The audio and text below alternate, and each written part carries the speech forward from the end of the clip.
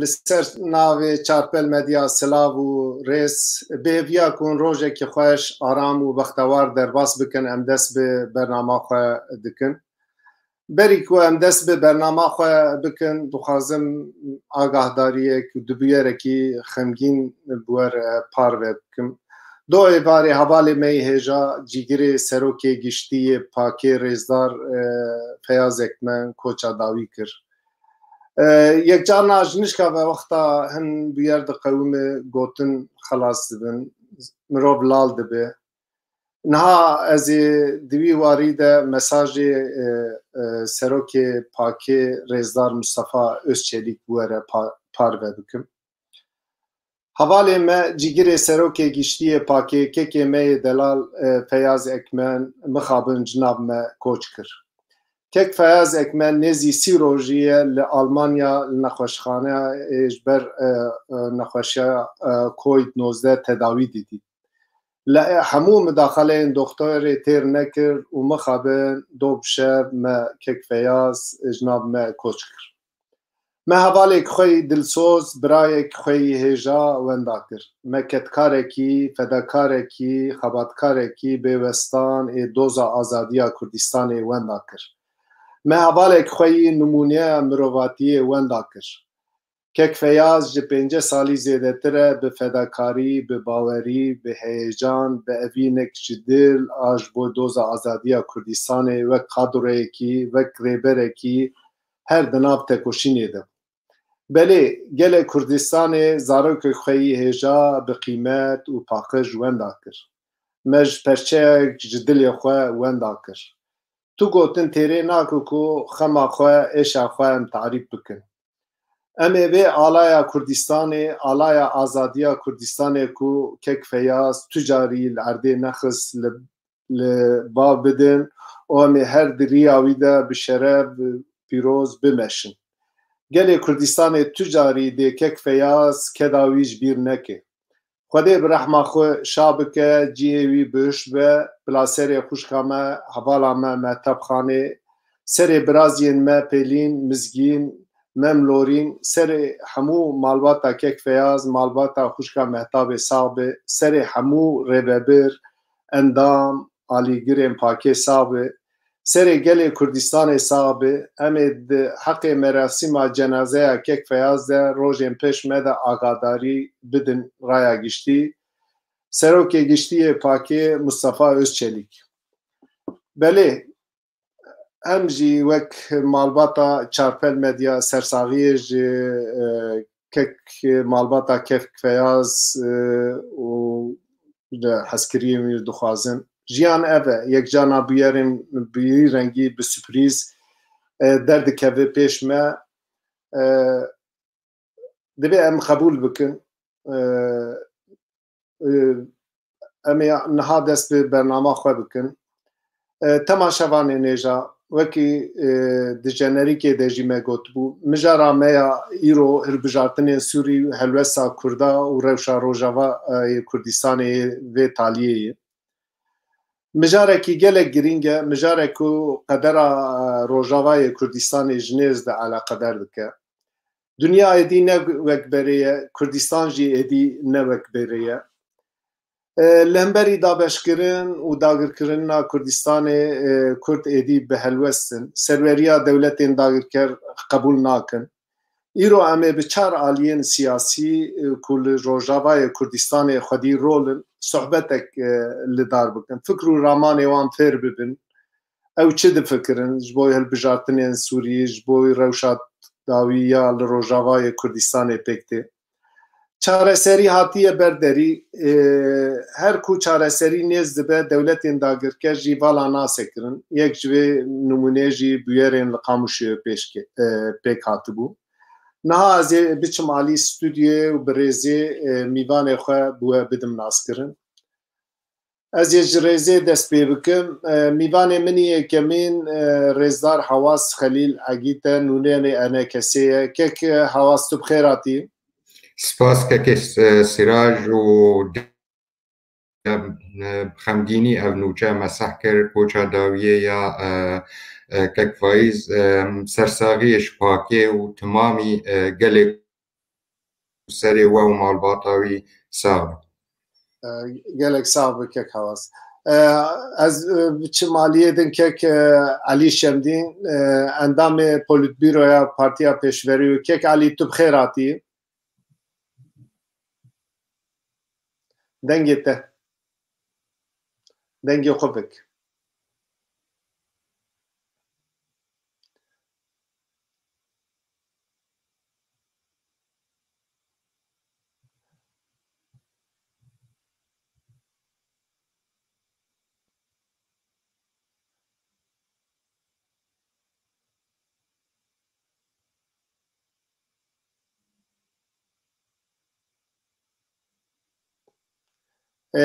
kek Alî heta tu Deng çêbû. dengê bu anka dengê te. Baş. Silav û rêz ji bo te û mêvanê te û temaşevanê Çarpel Media. Ejekî sersaxiyê ji we û partiya we û ji milletê Kurd re dixwazin bi koça dawî a cîgirê serokê Partiya Dost û Bira serê wisa bin. Mêvanê min sêyemîn Rêzdar Husên Taqiyê berpirsiyarê ragihandina PYD'yê. Kek Husên tu jî bi xêr hatî. Spas dikim, spas ji we bera serê wesaq bê, bera cihê wî cinnet bê. Em jî spasiya we dikin ji bo va derta wejmer vekir. Mala te ava kek Husên. Mêvanê min çaremîn Rêzdar Ehmed Çeto ye. Ehmed Çeto li Bakurê Kurdistanê kes wî belkî wê ew ê nas neke lê ez ê bidim naskirin. Kek Ehmed Çeto endamê komîteya siyasî endamê komîteya rêvebir ya El-Wehdeyê. Bûyî navî li Bakurê Kurdistanê hîn bêtir kek Ehmed nas. Kek Ehmed tu bi xêr hatî. Spas kek Sîrac xêrhatina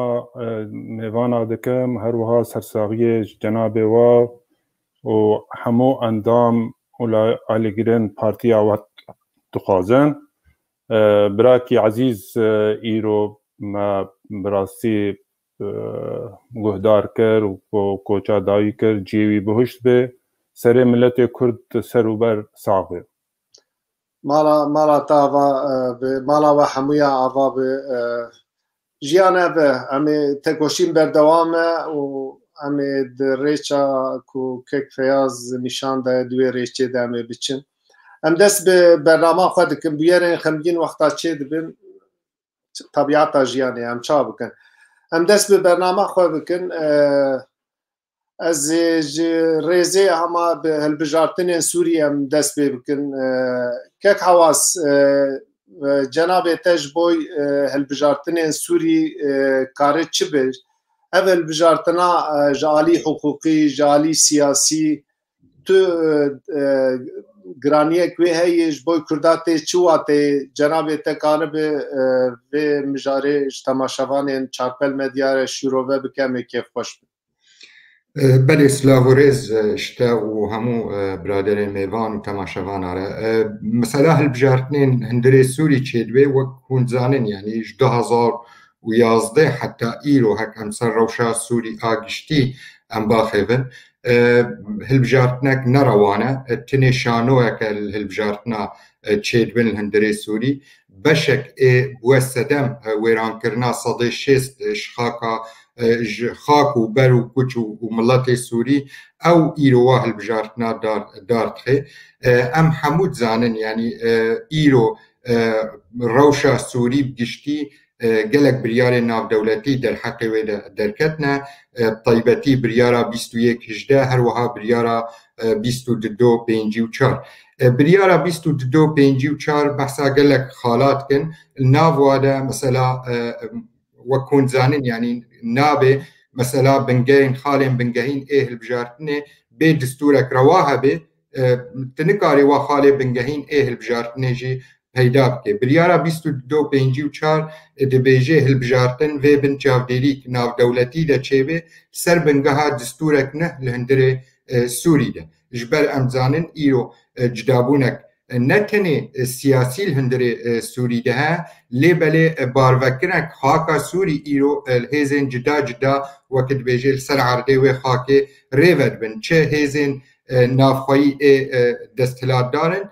چه هیزن ناف دولتی درباز بونه و دستوردان الهندری روشا سوری گشتی ده چکری جبروی که اف هلبجارتن باوری مده نه هلبجارتن روانه تنی شانویه که بشك وخلكي سوري ام نكارم بيجن نخلكي سورينا ليه بشك خلكي سوري وطيبات ريجيم وهفال جريوي او خديفاه البجارتنانا ليه اف البجارتن قالوا برسيارك تيكرن وبكاري خرا آرامي وچارة سركرني جروشا سوري را پیدا بكي باوري مدى نممكنه جبر بوقت مقود و دستپیک الهفکرنک سیاسی چیبه و دستپیک دستورک نه خلق سوری تمام مافی خواه الهندری ویده بینه طیبت مثلا جی کرنا مافی کرد الهندری سوریا پیش روژه ده و سر بنگهاوه نه هلبجارتنک بن چافدیری و آلیگریا هزین ناف دولتی و طیبتی و انده و وره کرد ایما وک کرد دیروکا سوری تمامی ده گمانم ده او درفتا ام درباز بن هلبجارتن سر بخوا پیدا نبوه تنی جارکی درفتا کی گلکی بچوچک هات پیدا کرن و لوی جاره ده جی کردا کاری بیک هلوسته درباز بن واه هلبجارتنا و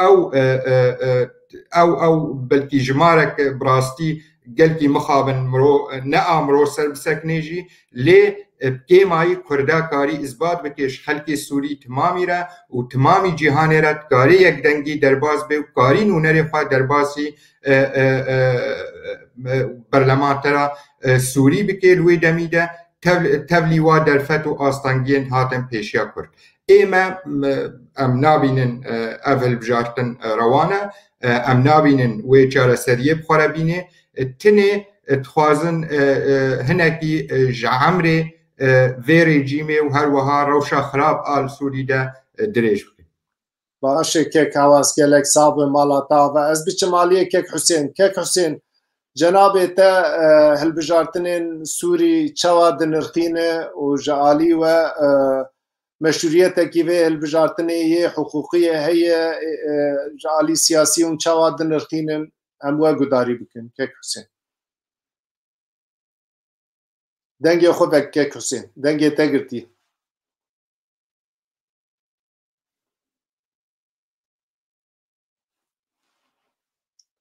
دنگ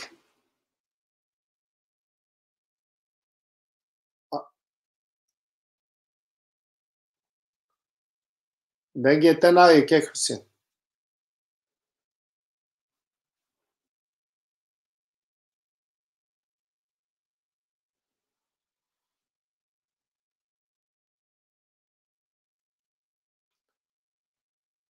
بپی بکک حسین دنگی تا امنا بیزن دنگی تا تونه دنگ نایه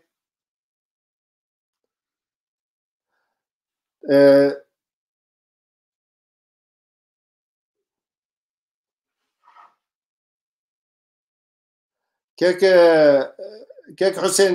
جاره درکه و دی ساته که بی دنگی تا باور دکم یک جانا پروبلم تکنیکی ورچید به تو درکه و جاره تیکه بی جی پروگرام درکه و یک جاره کیدن دی ساته که بی نای دنگی تا نای جی درکه و دک از به کک احمد دست بی بکم کک احمد جناب تا هلبجارتن سوری چوادن الخینه و دبی هلوسا کردا چبه و جالی حقوقی مشروعیت کیوه هلبجارتنه هی گلو اون چوادن الخینه دوباره دیسا جی سپاس کک سیراج هیویدارمون هر و هر کاروباری خود سرکفتی بن دیسا جی بخیر هاتنا همو میوانا دکم جبونی و هلبجارتنه کک سیراج اگر مروف هیدی بشوپینه تایید جی پیشیا اف مالبات هاتی مرو دکاره بیجه به مالباتک بناوه پارتی بونه حكم دكيش بينجي بيتري بينجي صالي حفتي حياني روجاني إيرو مالباتك باف تسليمي لاو كريه راست بناوي كومارا سوريا بناف تكرن ل رنگي خود بلكي خرابتر ملكيته جي يعني باف شو لاوكي لاو خني مظن آماده دكر لاويني مظن يعني بكاركي ترافيكي شو بدوره هما عجله حاضر كر او جي ولقى صالفه حياني ايرو او دكي يعني برنگكي تسليمي هفدو تكرن بس برنگكي كوماريه خودي جرافي هالبجارتنن تنكرن يعني دي سوريا ده مرو دكاري بيجي جدما بعسي هاتنن حياني روجاني ايرو شيستاد حياني روجاني ايرو تهل بجارتن برنگي هالبجارتنن توزكي ديمقراط چه نبون دو قناغ كيش قناغين كند چه درباس بونن لي تم رنگي اي دخستن برنگكي تكانا داجوتن هالبجارتن ايرو جي ايجا كان باخترنها هگر مرو نها تماشا بكي هيدي قالو ولكو هالبجارتن بين چكرن نيفيه بيتري نيفيه ملت سوريا سر بر مهاجر بويه جيواره خدركتيه اي دركتي جي دروي سوري اي جهندر سوريا جيواره باو كالكي خدركتيه هات چوي جي اكيدن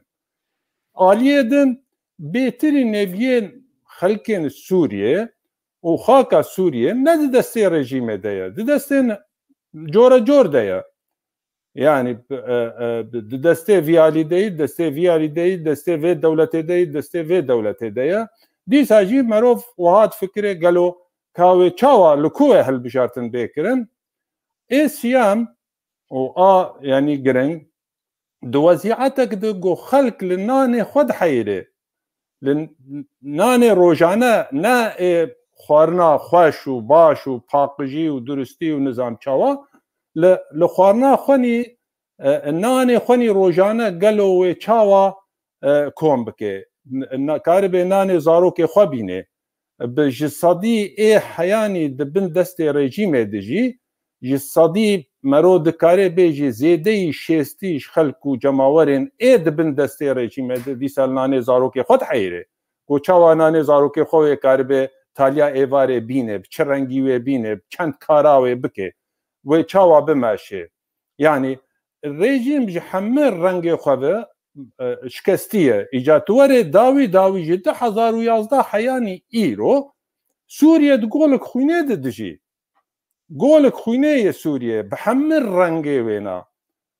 يعني صدما يكم جدي ساجي مرو دكاري بيجي بيغومان رژیم سبب في گولا خوینه گو سوریه ایروتید اف رژیم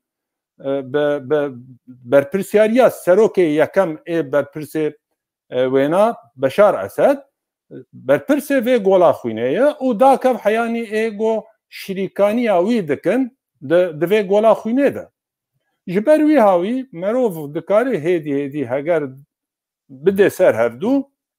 بیجه تر رنگ في هالبجارتني نينن نل جماوري سوريا ايد هندرو ايد براني ممكنه هناكي خلقك بشك جماور ايغو برجواندياوي هاتي جريدان بريجيمي بتايبت او نا برجواندي نوان بيغومان جوان تي خواستن گو پاراستنا في ريجيمي بكن يا في سروكاتيه بكن لي برانيا خلقه دبیرو چونن مدی صدی زیده هفته حیانی ای دبن دست رژیم ده تو برجواندی وان وینینن گو دنگی خواه بدن و هالبجارتنه و بیجن ام سروکه کی بوی رنگی بوی تیپی بوی رنگی گو سوریه کریه ویران به همه رنگا بگومان ویران کرنا سوریه صدم یکم اف رژیمایه بسروکاتیا وی سروکی اینها گوی هالبجارتنه بکه لی دوراجی جا بگومان در دورا رژیمه و در دورا ما و هن کسین ایگو برجواندی انوان تیدبون گو وی ئاستەنگێ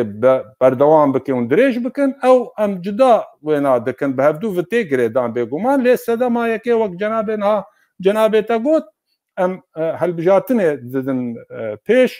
و شەرعیەتا وێنا ئەم تو شەرعیەتا وێنا نابینن هیچ نام تەنێ نابینن بیر و چونێن مەدە پرانیا خەڵکێ یەکیتیە ملەتان دەولەتێن ئوروپی سەروبەر ئەمریکان ئەv سیگنالەکرد باوەری ئامادە سیگنالێک ژێرهاتیە دان ژێ هەنێک دەولەتان گۆ گەرەک vê هەلبژاتنێ چونکی ئەم بخۆختانی بشۆپینن هەماش نفشێکێدە گوت ئەمێ بکەن بەردەوام بکەن ئەو دزانن وێ چاوابێ چلۆ بێژی لێ ژێبۆنی پەلێکی زەختەیە گۆ گفتوگۆ دیالۆکن پێشە ڕۆژێدە بینن ڕۆژەوێ بێژن بێڤای هەلبژاتن چێبوون و سەرۆک دەرکەت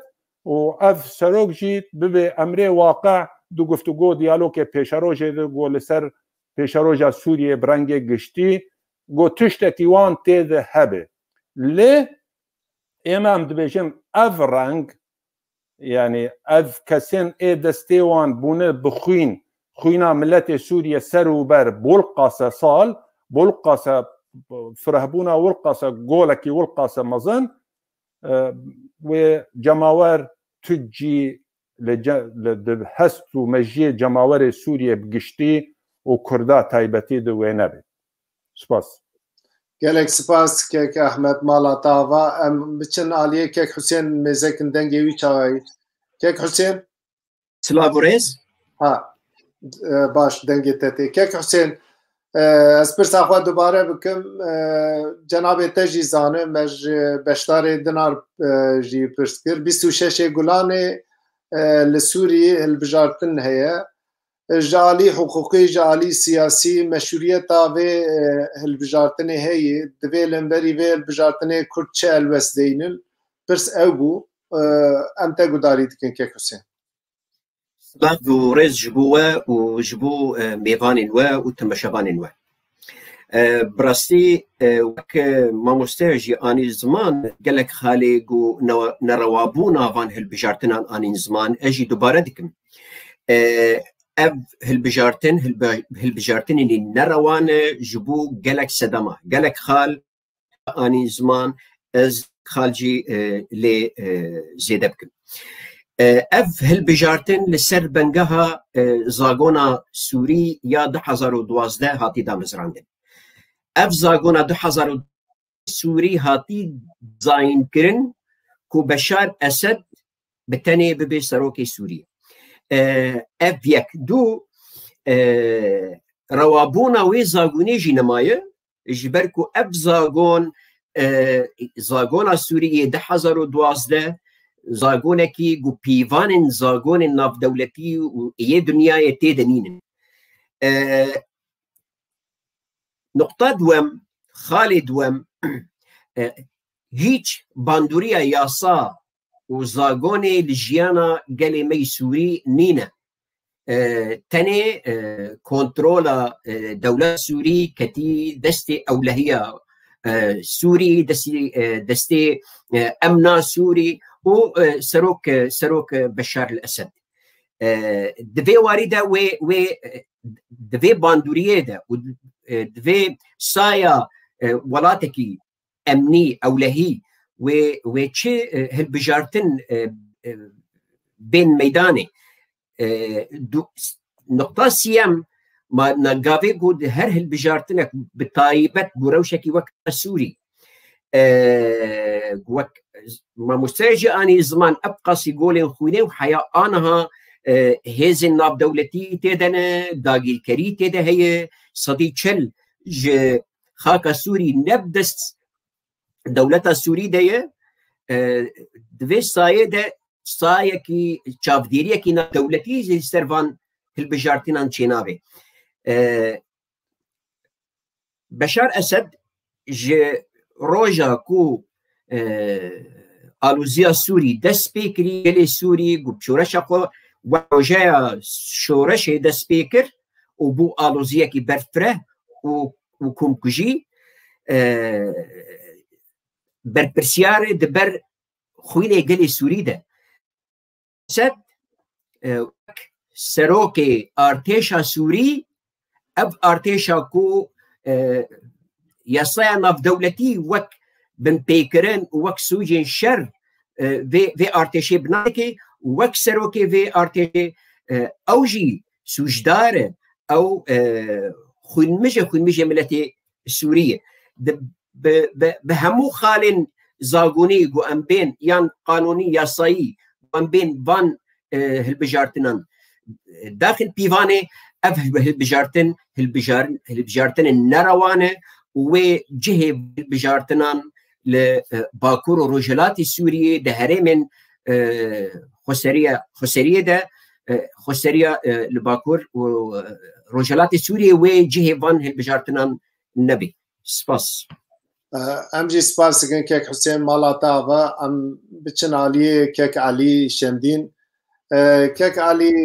جناب ته هر سه بشداران گوداری کرد اون وقت پارتیا پیشبرو تل بجارتنی چاوا دلستینن کانه به فکر و رامان خواهد تماشاوانی مر پار بکنه که خوش والله دوباره اسلاف اشتو میوانی ترایت یک يعني استشتكي تشتكوا هبارا قلت إذا ناكم جو حميد غاني دنياي إيه ناوتشي إيه ناف ولاتشي وحتى رادي كيف نلقور إيرانا دستورة ريجيمي بخش يعني دستورة ريجيمي بري تجربة ريجيمي تنجي صارت شويدة قلت قرنج وخلق زور شمال تاني بداري زوري برسر صندوقة إشبو دمداني آن هاویجی ناکه وکه هوالا گونی به خلکی سوری بنابر و دربیا زیده یک سیاج خاکا سوری داگیر بویا جالیه ترکیه و ایماییجی کی دابش بوید ناویزه یعنی هزا چه علی باشوری سوریا ندستیه ده چه جروجلاتی فراتی ندستیه ده یعنی بلکی اصرار دکه گوه بجارتنی جیب که لی جاره خلکه بزور نابه سر صندوقه هر به صندوق جی کی خوازه ناب خوبکه بو سروکه سوریا بو قناغا چارم يعني براستی اب هالبجارتنی گوچه بن به جاره نرو رشیه بو خلکه سوری تنی رو رشیه بو رایان دولتی بتبایی جبر چه بر پروسه سیاسی برای شور جنیب و او پروسه سیاسی بهابو برایان دولتی و برازیبونا رژیم پا و برازیبونا اپوزیسیونی و هر دو دولت زلهز وکو امریکا و روسیا و هنا و اف دولتی دیتر همو رازیبون سر یک بریاری اوجی که دو پین چار اگو دیجی یعنی رژه چند خالکی سرکی دانی چند کنار دست نشان کرنا جبوگو پیک آنینا آشتیه و سلمیل سوریا جیبه خالا اخیر خالا داوی جوا خالا هلبجارتنا او هلبجارتن جید بید بینچاودیری یک ناف دولتی دبه بید بشداریا همو خلقی سوریا ای ناف ولات و ای دربی ولات شید يعني اب همو پیور وک حوالا بحث کردن براستی اجید گلواما گو هیچ پیورک هیچ بیوانک تیده نینه گو بچکی شرعیتی بچک ازنی بدیه ده هل بجارتن ابتی لویزی دتر اکن گوت يعني او خوا آنها ایرو رو نما دیجی ایرادا خلق سوری ملت سوری بتنی واهل بجارتنات پنجی سالی ده لدیجی ایرادا خلق سوری بو آنها بجاره نه لدیجی رایانا دولتیشی اشاره تقدیت ده های بناب يعني وقتی گو دولت وقت روسيا پشتگیری آوید که گواه البجارتنا جیب که و الآلیه دیجا روسيا بخوشی که امزکریه سرقه بریارا 22 54 يعني وقتا آنها پشتگی اواگود بجید به البجارتنا که هفبش چه به همو خلقی سوری تیدود بچار دریا ناف دولتی ده وقتا آنها لدیجی وید دراوسته نامت به البجارتنی ده هيا او نامت بيجي او بروسا سياسي آل جنيف سقط بويا يعني بربه الوشاندني دشي ام ناما سركي اگو از جيت كوين يا بارتيا ما جيت كويني زرر اوي مستر گو انو بروسا سياسي اگو بچك هيوي جم خلقي مي سوريا چي بو جەم کوردجیت نابدە گۆڵە ئەف پرۆسە ممکنە ئەنجامەوێ ناکێ گۆڕەوەی بریارە ناودەوڵەتی بگێ ئاشتێکی ئەو شەر تەمان بێ کیل شام حکم بکێ وی چاقی هەلبژارتن بەرە حکم بکێ ئانها ئەو هەلبژارتنێ گۆ رژیم هەر دبێ بە ئالیکاریە رووسیا ئلە برێ بە ببێ ئەو خوا وەکو دێژێ ئەو دیالۆگا جنێڤ دبێ تێک بچێ بۆ وێژی ئەم یانی بالا خۆ بدن گوتنا لێر بیدرسۆن ئێگۆ نەرێ دەوڵەتی گرتو پرۆسا سیاسی فایلێ سووریدا یعنی دبێژێ دبێ ئەم عملیا سیاسی ئەم پرۆسا سیاسی ئال جنێڤ چێ بەهێویە هێوی تێد نامینێ پشتی با هەلبژارتناش فەقەت هێوی تێد نامینێ دبێ ئەم فکر بکن شکلێکی دی شێوەیەکی دی ببینن بۆ ئەم کارە بن چارەسەریە بگەرن یعنی بواتە بۆ ئەف شێوەیە جنێڤ برێ بە چێک ها قوناغا گرتی دبێ ئەم شێوەیەکی دی بگەرن و ڕاستیشی وایە وەختا گۆ دەوڵەتێ زودهێز وەک رووسیا و ئەمریکا هەبرە بێ پرۆسێ برێ بەدن وەختا رووسیا خۆژێ دوور خێت تێ پشتگیریا رێژیمێت تێ بەعکسێ وێ پرۆسێ کار ناو عەردێ برێ بەدێ يعني حقي بيدرسون هيا قد بيجي ولد بأم شوية بيجي جارسرية بقرن يعني ما بس أما أو الرجيم قد خوازي البجارتني شيء بكي نتني خوازي يعني ديجي إرادة خلقي سوري تاني بشوري دي جاري لوزيدتر ديجي إرادة ناب دولتيجي وبراستيجي كوي باندورة كوي السر وي بروسا سياسي آجنيف بكي دناب دجيش خوا برسا كردجي كي بي بيشي ويعني أدبيم إما وك كرد بتايبت وك كرد يعني بلكي أم نأو فاكتوري سركينة كارب الباهل بجارتنا بسكنين يعني أو فلكي سوري ترجي ملتي سوري ترجي إرادة نما دستوي دي وكنا كبالا أما شكل أو راستا يعني معناوي أم بيجين أفل بجارتن رو رشي إجرايانا بدولتي بقو عمليات سياسي بروسا سياسي أقول همو اللي تقدر كفتنا ببن سري أب رجيمها رو نيرو تي وقت درزي كي دوي بالونيرات كي وجبريني خلاص صفر جبوه أدريجيم أفتشتكي قال لك يوي باندوراوي سر بشروجا سوريا هبه بآلي آستي نباش دا بلكي أو نباشي إما وقت كرد بنهيونا ناهلينن اللي براستي هزي ناف دولتي يكسر صد أو يكون هيتلينا وتشتكي نباش بيش بو في شرجات قالك سپاس و همویاره دبی خالد ام دیان قناعی که حتی محو ملت کرد ماکزاگونا سوری بجینه به حتی ده چاودرین رایا نابلتوی دزگه نیی هدیتنه کی چنه به کرد وک عالی کی نه قبول کردن تو مشروعیت هلبجارتنین وی رنگی کنه دوی خالد جیه که خوشیه کو عالین کرد عالین سیاسی گشوه کرد بفکرن امور ناکا ولات فاور روجاوای کردستانی امیج روجاوای کردستانی دست پی بکن از نظام که حواس آماده به که حواس دست پی بکن که حواس جناب تا روشا روجاوای کردستانی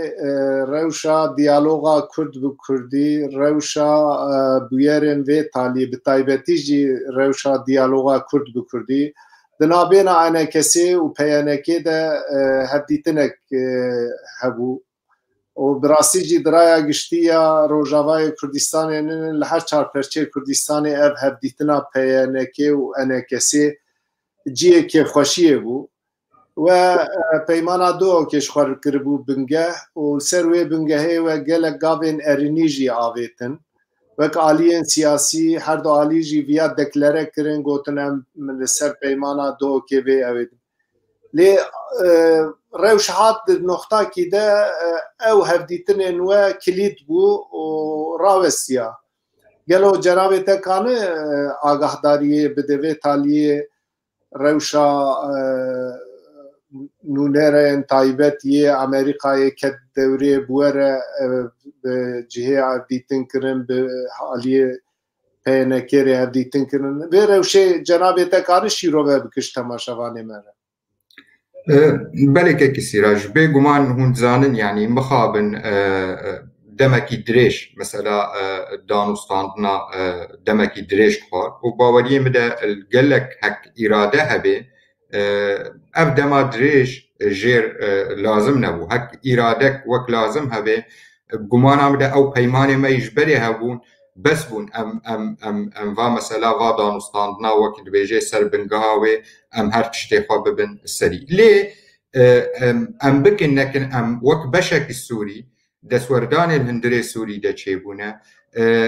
ez ezîtiya heye li Hundirê Sûrî giştî de desthilatên cida ê li Hundirê Sûrî de çêbûne hinek astangî xwe re anîne li pêşiya danûstandinên Kurdî Kurdî jî ev rastîke yanî gerek em wê rastiyê bidin ber çavê xwe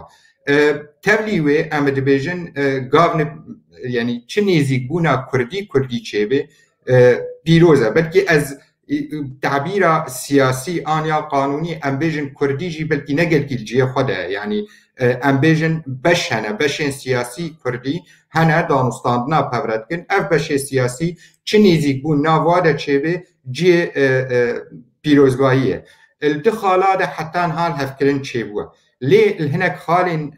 wek dibêje mane û ê ji berê de baweriyê me de hinekî bûne sedemên peymanên ji berê neçûne serî hîn ew xalîne çareser nebûne yanî ew hacetî çareserkirinê ne li danûstandina de yek hewas cenabê te kanî bêje hûn di kîjan xalî de nakokiyê we hene bêguman me li nerîna siyasî de me li hev kiriye me lêvegerê de hinek li hevkirin çêbûye kêm zêde wek dibêje çêbûye li meselên rêvebiriyê de هین وەک دبێژێ نەکۆکی هەندێ وێ de hene meselê leşkerî de hîn ew xal wek dibêje xalek hîn haceta danûstandinek zêde wek dibêje li ser çêbê astangiyên rojane êt hatin pêşiya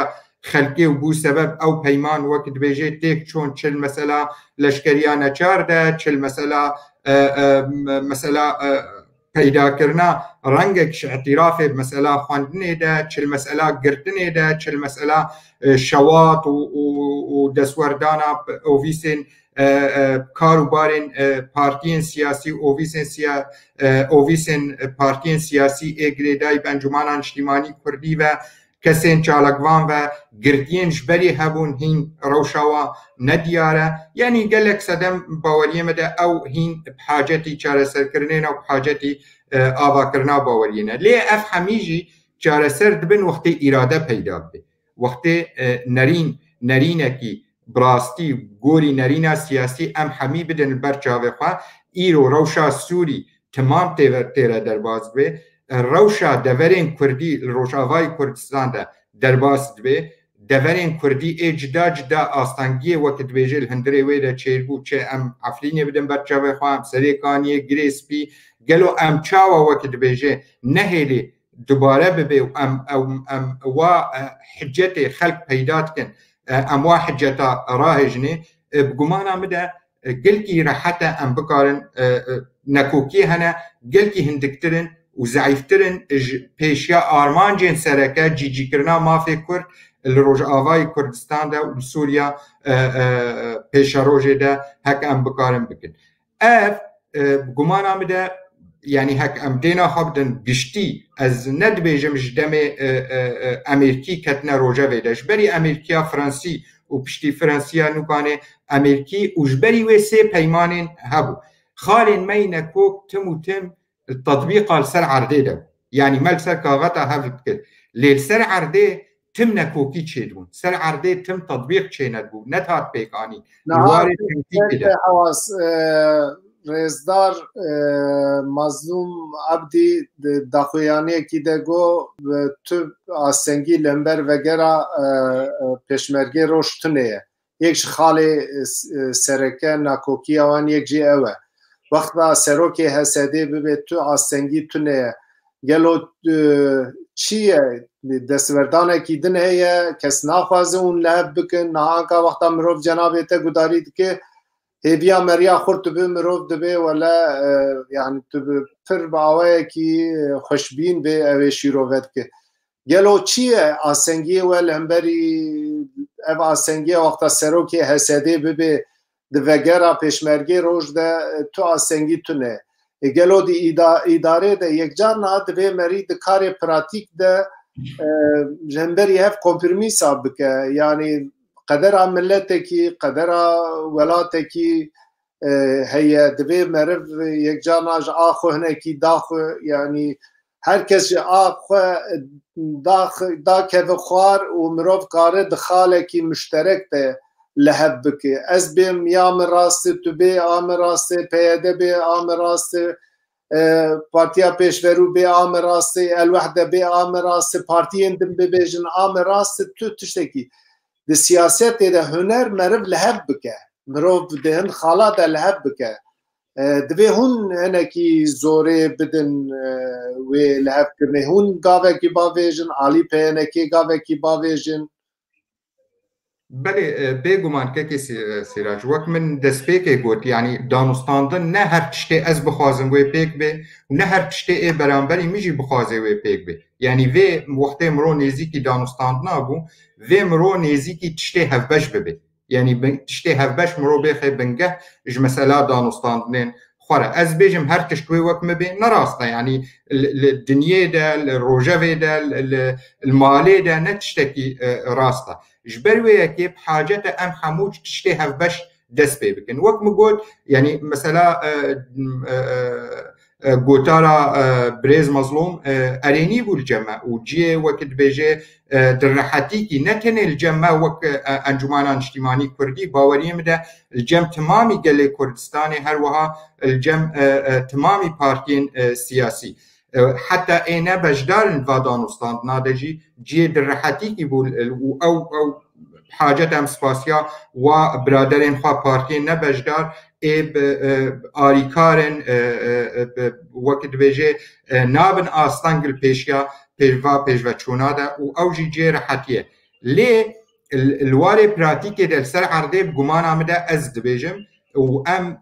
civatek Kurdî ye belkî civatekî ne Kurdî ba tebîetê me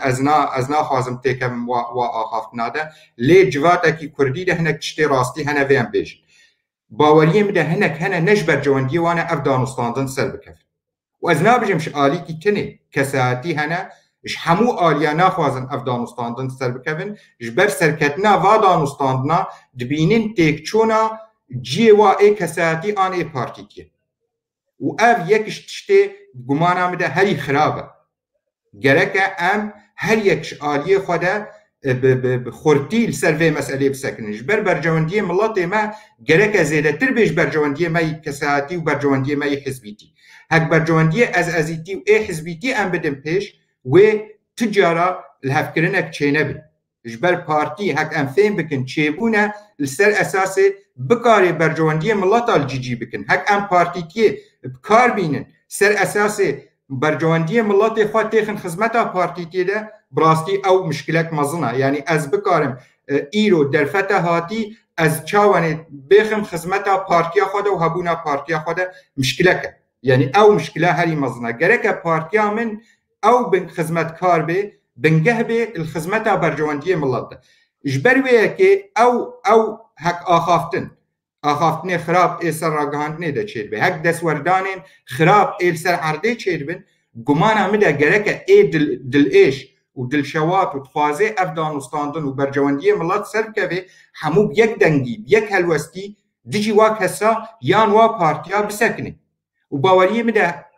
îro li hundirê her du beşa de jî îradek heye dixwazê ev danûstandin ser bikeve lê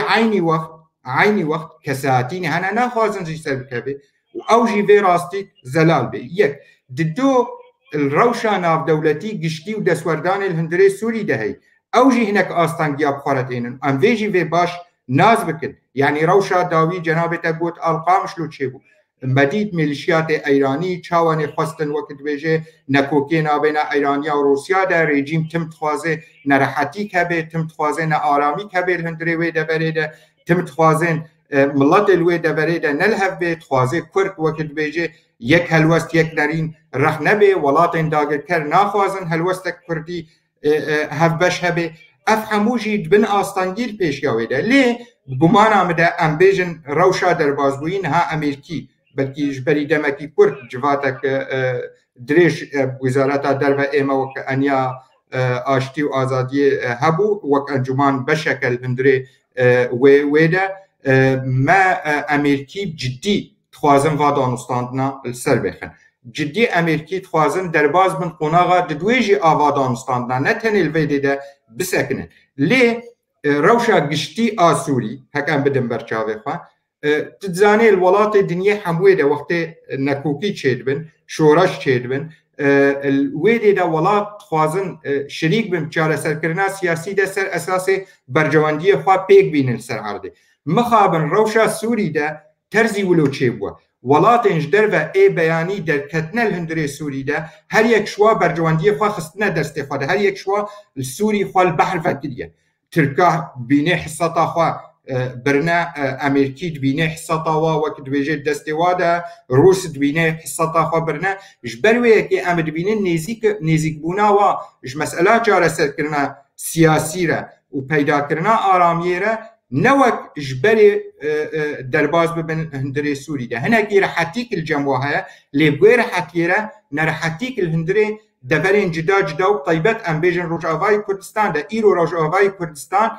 د دستلات جدا ويري بدبن یک جي دستلات امبيجن مساده اداره وبريا خسر وهر وها حوال بنديا هبونا هزي ناف دولتي اي بيشگر اي شري تيروريت كن هندري ويدا وسري وادا امريكي ويدا بريد هنا دورن دي ترك وسيخوري بيرا درباز بونا وك عفرين وك سري كانيه وك جريسبي وقت بيجي بريفا برنكي امد بينن وقت بيجي چه آستانگي تي پیشي دبر روجاوای کردستان تمامی هک ام ایرو وک جمارك رياضيات ماتماتيك ده ام نسبه وتناسب تشيكن بدن برهف ایرو بشك ما ظنش ملاتي ما بنابرن جدر في دوري خونه و ام زان يكش خاله بنگهين يت آرامی پیدا بکه يت نهيل گورتنا ديموغرافي چيبل هندري دوري ده يت بكاري بمينه سر بخوا سرلنگی خواه وک نرین سیاسی تفگر سیاسی هبونا ملت دل سرخاکته ام همو يعني وک پارتی سیاسی بحاجتن ام هبره بفکرن ام چاوا ملت خواه وگرین سرخاکاوی ام ملت خواه بهلن سرهارده باشه اساسا باوریم باشه که خواست مالاتا و ام علیه دن گداری بکن که حسین ما که خواست گداری کر جناب و افتي كليانا چاوا دنرخينه نها انكا گله گاوين اريني گله گاوين باش هاتن آويتن لید نقطه تاليه ده اف هبديتنا نا ختمين گله بيرن نباشي پشتي و دمه چبو جناب ته به پیواجوی چاوا دنرخينه او روش برب کی دره بچه هلوسا عاليين سياسي هلوسا پينكي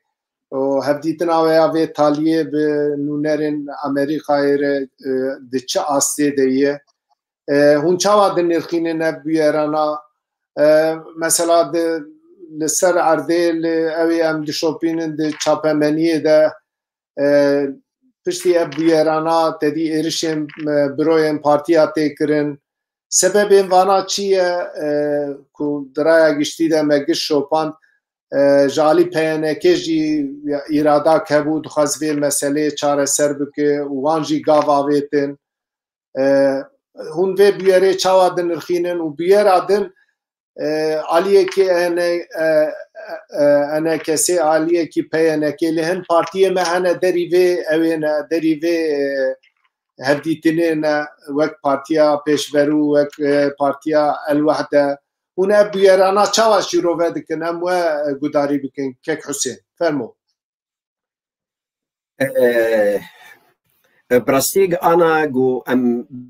قناغا هبيدين وديالوغا كردي بكن اب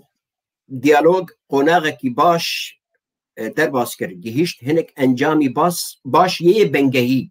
يعني اگر گوتارا سیاسی ده لسر آسا دوزا سوری دوزا گلی کرد آستی سیاسی ده تگهیشت یک گوتار اف بنگه کی گوتل سد دکاری گلک تشتی دی آواب کی لی اما هنك وردي هنا وان تشتاجي هنا كي بناف بكن بلكي ما وسط حواس تشتن اني زمان اما قال لك وصا بيدا كورنتشو از فينا بيجم اف دستي وردان كو انا ديالوجا كردي ده هنا خيانه ديالوجا كردي جهيش استكي بجهرتنا ريفبريا امريكا ره و ددما كو هالبجارتن وحياكو ريفبريك بتشي وريفبريا نهوري دميدا هناكي آستنبو هفالين مي أنا كسي هاول دانكو دوي دميدا خوراجرن كابنرم بروش برفا كوديشي هالبجارتن أمريكا وبرفا كودا بيشن لسروي أساسي جي از تشتكي بيرمزو ام جهداري براي خوي انا كسيدي كان ام دبينينجو قلك جوتار دناب انا كسيدي هنا يعني اوجي جريداي هنك مرجن يعني اتكلم مرجن موضوعي يعني انا كسي يندر اراديك واخافتنك وجوتارك وان هي انا كسي ينكل تركيا دمينين بشيوازكي جوتارك دي داخفن يجو لباشورة مي دلال دمينة بشيوازك دي جديدة داخفن وهروها تيواتا جوجلك دستي وردان دوان هفديتنا ده هنا مديت ددما هنكي افهل هفديتن راوستيان كواليسيونا سوري هاول داكو هنك تشتا أنا كسي رازي بكي وان هناك بتشن عفريني و سريكاني وهن تشتهاول بدنجو هن بروجا بيش خينن جبوان وميت يعني دقاستا كده بون هات ناسكرن كو أب كسين كو أنا كسيد ناب كواليسيوني ده كارمند ناب كواليسيوني ده كارمن د عفرينه ده كارمن د سريكاني وجريسبي ده تيواتا كارمن بكارتي كواليسيونا وحيا انها بارتيشا داگیر کردی ترک دربازی خاکا روجاوا بویه بم پیکر را پیکتینه اب کوالیسیون و چتین وی بش بترکاره بداگیرکریه ترکره هبشن براين مي انا كسي شريك وارتاقي فان كواليسيوني قال لك تشتي سياسي دبيكو ام بنابكن اگر هاتو ام بنارينك السياسي ام لهبدو بكن دبيكو ام تشتاجي بنابكن داقر كريا دولتا ترك وشتينوي دهندرس خاكا سوري بطيبت خاكا روجافا هي اگر گو ام هات ام نبکن داگیر کری ام چاوا دبن شریکی وان داگیر کری دا آست سیاسی ده براستی يعني پیوندین ناب دولتی هریمی هبن نورماله لنل سر اساسی برجواندی گلی مروبن اب دیاره دآلی جارنا دآلی هولير جارنا لآلی أنقرة وجارنا جيد آلي كواليسيوني ده حسين جنابتا بحثا هوليري كر بحثا أنقرة كر نهاد سياسته ده تكلين دبلوماسي تكلين جيرانتي جالك جاران چيد مثلا تكليه أنا كسي بتركيا چيد بتكليه وإداهنا آلية بينكي بإيران ارچید به اف تکیلیا جیرانتی و تکیلیا دیپلوماسی تشتکی خوزایی یا سیاسته مروب هر کسی کانه تکیلی دینه لیه اصل برجوندیا ملت کرد جنابته بحثا هولیر کر لی هولیر پروتوکولێکی پەیەنەکێ و بە ئەنەکەسێرە لە هەفکردن و ئیمزەکردن هەردوو ئالیژی گۆکی ئەمێ vê پروتوکۆلê بجی بینن نها مرۆڤ کانە تێکیلیا دەینە لێ گرنگ مرۆڤ تێکیلیە خوا خورد بکە لێ divê mirov bixwere yanî xwe bixwe alî Kurdî bigêje rêkeftinekî rêkeftin hat qonaxekî دوێ قۆناغê de divê hûn wê hîn pêş te bibin yanî neku ew ê mirov kûr bike mesela pirsekî cenabê te gelo çi berjevendiya hewlêr hebe têkiliyê we xera bike ya jî vê ew ê xera bike ve protokolekî imzekirî divê her du alî wê protokolê tatbîq bikin û hûn tatbîq bikin milletê Kurd bi ser keve keke Husên يعني من أشخاص من أوقات هن تكلين دبلوماسي بدولة هرميرة نورمالة جارك دي دوباره دكم نورمالة أجر جو باندوري أخوة لسر إرادة ولسر قلي منبي أب أساس دوام قالك يوك هفجو بيوندين بيانكي يان ريفابريا خسر كوب آلي ريجيمي ذهبي يانجي آلي تركيا قال لك جدانه هبدو جبركو اگر گو چاره سریک دو هندر سوريا دا چه ببه دویکو دیالوگک ببه یان چاره سریک یانجی بگوهزینک به رژیمه را بچه کرد اما دولت ترک دولتکی داگیر کرد هندر روجاواده کوالسیونا ortak ve dagirkeriye ana az we binim zaman min negoti bercewendî hewlêr têde hene ez dibêjim gelek ecende proje hene ku hawlin destêdanê bixin nav van diyaloga lê bercewendiya yekem yê Kurdan ew li ser astê hemû Kurdistanê peywendiyê Kurd bi Kurd ve ana mecbure başûrê Kurdistan wek de yani de istiftaê de hat xuya kirin de hemû siyê ku herêma me û Kurdistan têre derbas dibe diyar dibe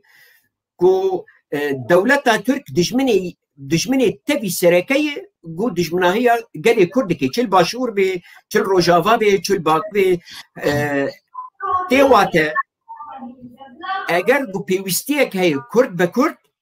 divê ku cîrantî û biratiya başûr û Rojava ev pêş bikeve ew jî heya anaha belkî hinek fişariyên herêmî hene wek Tirkiye hawe dide ku bandoriyekî li van tiştna bike yani li van hev peyvîna bike li van têkiliyên got em dibînin tenduristiyên ji bo jiyana Kurd û Kurd ana hinek xal mamoste hewas anîn ziman yani me got gotara siyasî yê ku peyanekê هفدو كرن أوا بنجها أو بنجها أم دكارن قالك تشتي سر أبابكن هنا كردي هنا هاتنا نقاش كرن بشتي جوش نقاش درد كبير سر أريجي دكن لأما قافي جو مروج درد كبير درد بعد فيجو أو خالين جو مروج سر هفدو كرنه بمين الوقت خا أنا أم ويد بيجن بشمرجين روج جو دربازي سوري ببن شخوا ما گلی منه زاروی منه برای منه خوشکی منه اوانا روجاوا وقت بو خاکا می خاکوانه خاکا گلی کرده او نورمال بین و هنک بد پرسیارتین خوشی دین سر ملی خوش در حق روجاوا لی اما دبیکو دهیز عسکری بده بریارا بده اراده بجده آلیا ده بی کنترول کرن نده هیچ قانون ده هیچ دولت ده نای قبول کن تجربه باشوری کردستان جیل پی چاوی میه حیا آنها پیشمرگه هزی سیاسی سرکت دو هزی سیاسی نه ناکوکین حیا آنها نکارن هزا خوی عسکری پیشمرگتی بکن یک ام نخوازن تجربين كو بنكفتي یه کردستانی ام جارك دي لروجاواجي دوباره بكن نا اگر كو برياركي لسر برياركي هات لهبكرن كو هيزكي عسكري بقيادة هبش ده انت روجاوا ده چيبي جخوا قال لك بيوستكو بيشمرگين روجاوا وگرن و برافاني جبر خاكك روجاوا كردستان ده بكن حسين ام جنابته او بكن دبي خالد تخازم از ما في اخرتني بدم حواليتن تخازم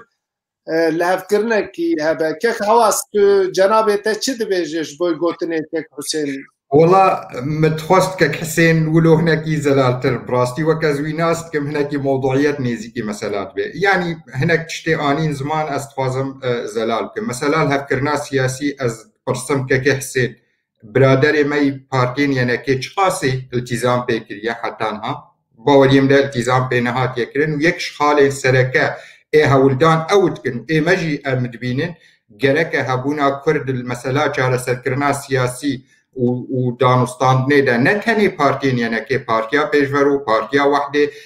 رخصنين جواكا سفيل هبونا خاطي دبيني وهبونا ما هبونا كي ضعيفة الهندري ويدا وام غازن دجارنا مجوات كرمت قوانا كاري جيه خوا وقت بيجي بيدا بكي الهندرين لاشين جدا جدا اي سوري دا آن ما نكاري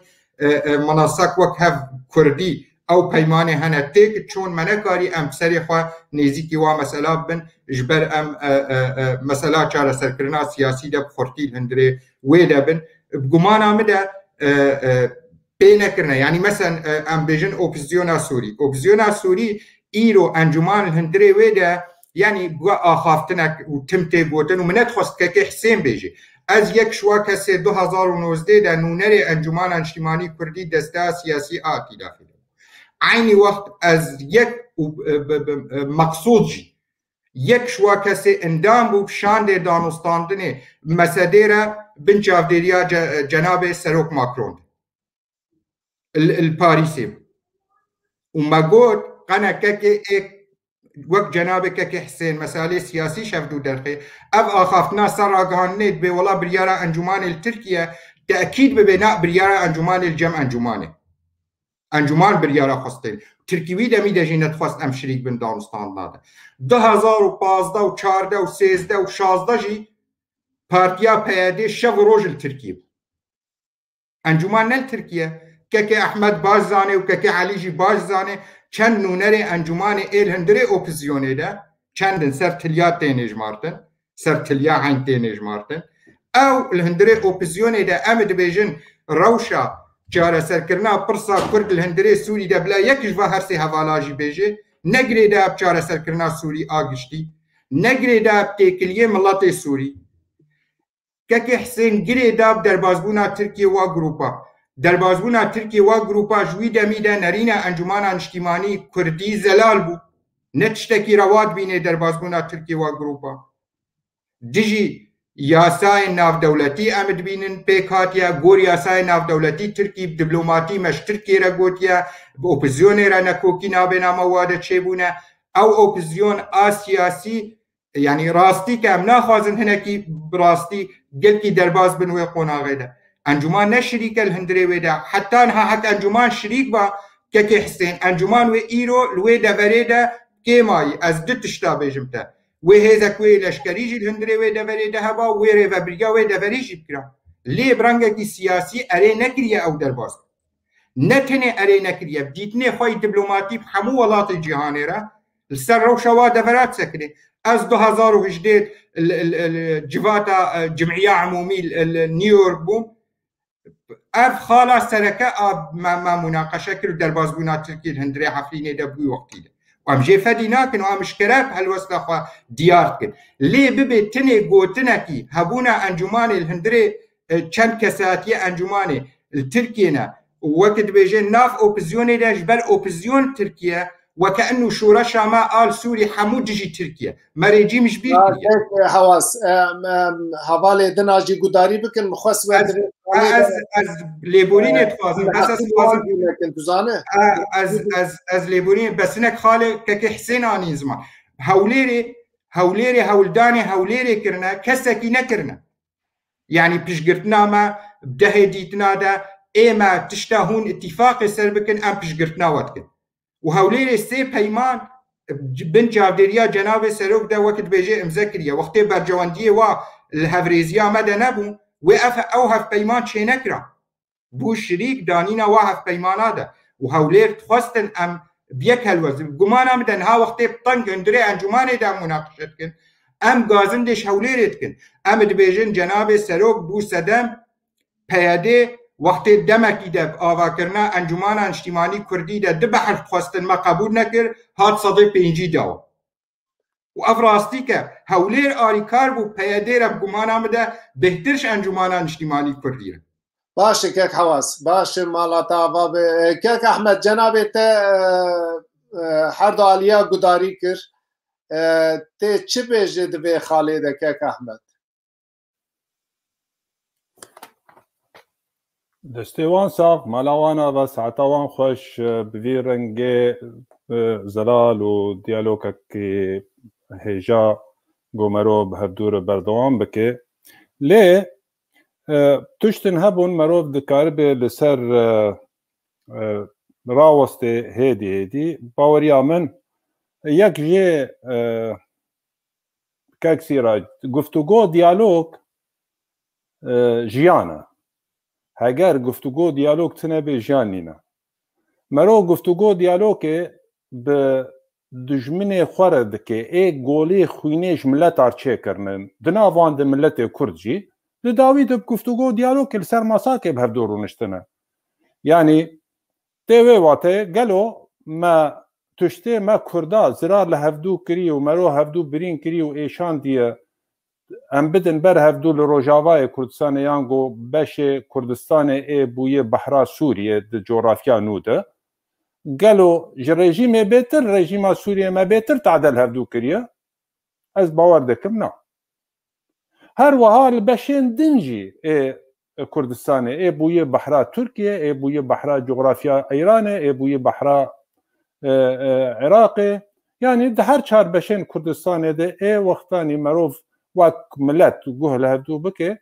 guftûgo diyalogê bike ê got tadel me kirinin ê em êşandinin ê enfal çêkirinin ê bênifûsî kirinin ê erd û mal û milkê me birinin hemû em bidin ber hevdû tiştên me yani ê bi me kirinin ji gelekî nayê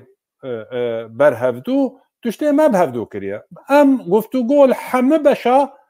hemû beşa amade ne got guftûgo diyalogê bi paytexta wê wan dewletar bikin yani diho li Başûrê Kurdistanê guftûgo diyalog bi Bexdar bi Sedam re kirin ê got golê xwînê li Kurdistanê çêkirin ê enfal çêkir ê Helepçe çêkir her wiha li Kurdistana Rojhilat jî du serokên xwe serokên hêja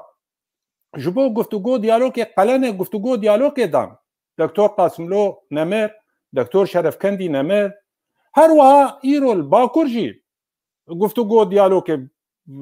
wê bikin bi Enqerê em jî em ê bikin bi vê rejîmê ya bi rejîme di guftûgo diyalogê mero a xwe dibêje û a hez dike got xizmeta xelk û milletê mero bike ka cambên wek Kurd bi Kurd wek Kurd bi Kurd gelo tiştê van rejîma bi serê me anîye ê me me bi serê hevdû anîye nexêr me naniye çima em neamade ne got em guftûgo diyalogekî durist û rast bi hevdor bikin ev na wek Swêdî dibe firoka têkin ev nîşaneka pirsê ye em hemû xwe ji hevdû bikin çima em divênî em hemû li gor bejna hevdû bin heyanî em guftûgo diyalogê qebûl bikin divê em hemû wek hevdû bin wek vî alî bin ya wek vî alî bin heyanî em guftûgo û diyalogê em bêjin fermo em dikarin li ser masakê wê çaxê ne guftûgo diyaloge wê çaxê ez têm ji te re dibêjim ser sera ser çava tu jî dîktatorekî biçûçik û tu çi dike ez jî wek te û xelas erê bi reng ez ê bêm guftûgo diyalogê bikim lê di praktîkê de hemû tişt bera bihrata bin ya wek te bin ya bîr û çûn dibin di bîr û çûna de divênî mero vekirî û azad bê mero dikaribê bîr û çûnên xwe bêje û di dawî tiştê mero lê kir li hevdû kir ew mero têxê praktîkê de di ber wê de يعني یەکەم تشت گوتنا دیالۆگا کورد و کورد لەvê di navberî her du aliya di nayê kirin kek Sîrac her du heval jî dengê min dikin ez nikarim bêjim îro diyaloga kurd kurdî ye nexêr diyalogek du beşî ye di navberî biraderên partiyên enekesê ê siyasî û di navberî partiyên siyasî ê PNL di navberî du beşa de lê mero nikare ne durist got mero diyaloga kurd kurd bidîye de yani ev gotina diyaloga kurd kurd di baweriya me de şaşî di baweriya me tevat a me wek Partiya Yekîtiya Demokrat Kurd li Sûriyê yan go wek hûn nav lê wek cenabê te got belkî li nas nakin illa wexdê ez birasî ez jî ecêmayê mam em wexdê di nav Ereba dibkartînin di nav Kurda de jî wexdê bi me dêv zelqandin welayî ew jî problemeke yani em gotina Partiya Elwexdê di nav Ereba dibkartînin tê bikaranîn lê hasıl ev diyalog di navberî du beşa de ye kek Sîrac ew beşên siyasî ne diyaloga kurdî kurdî te got beş partiyên ê bi imkan û partiyên ê heyî ê siyasî zaîden dezgehên sivîl û kesên xwedîrol rewşenbîr nivîskar ew wê demê wextanî bi hevdû re guftûgo diyalogekê bikin mero dibêje ev diyalog a kurdî kurdî ye lê di dema îro de di navberî du beşa de ye duwan kek Sîrac hevala biradera her dua jî peymana dihokê û cenabê te jî peymana dihokê bikaranî peymana dihokê du partiyên ê îro tê di xwedîrol bûn ji dervê wê peymanê ne ê got ev diyaloga niha a siyasî a her du beşan bi hevdû re guftûgo diyalog dikin ji dervê wanin Partiya wek te got Elwexdê û Partiya Pêşverû her du jî laşnê giring bûn di hev peymaniya dihokê de îro her du partî ji derveyî wê ne çima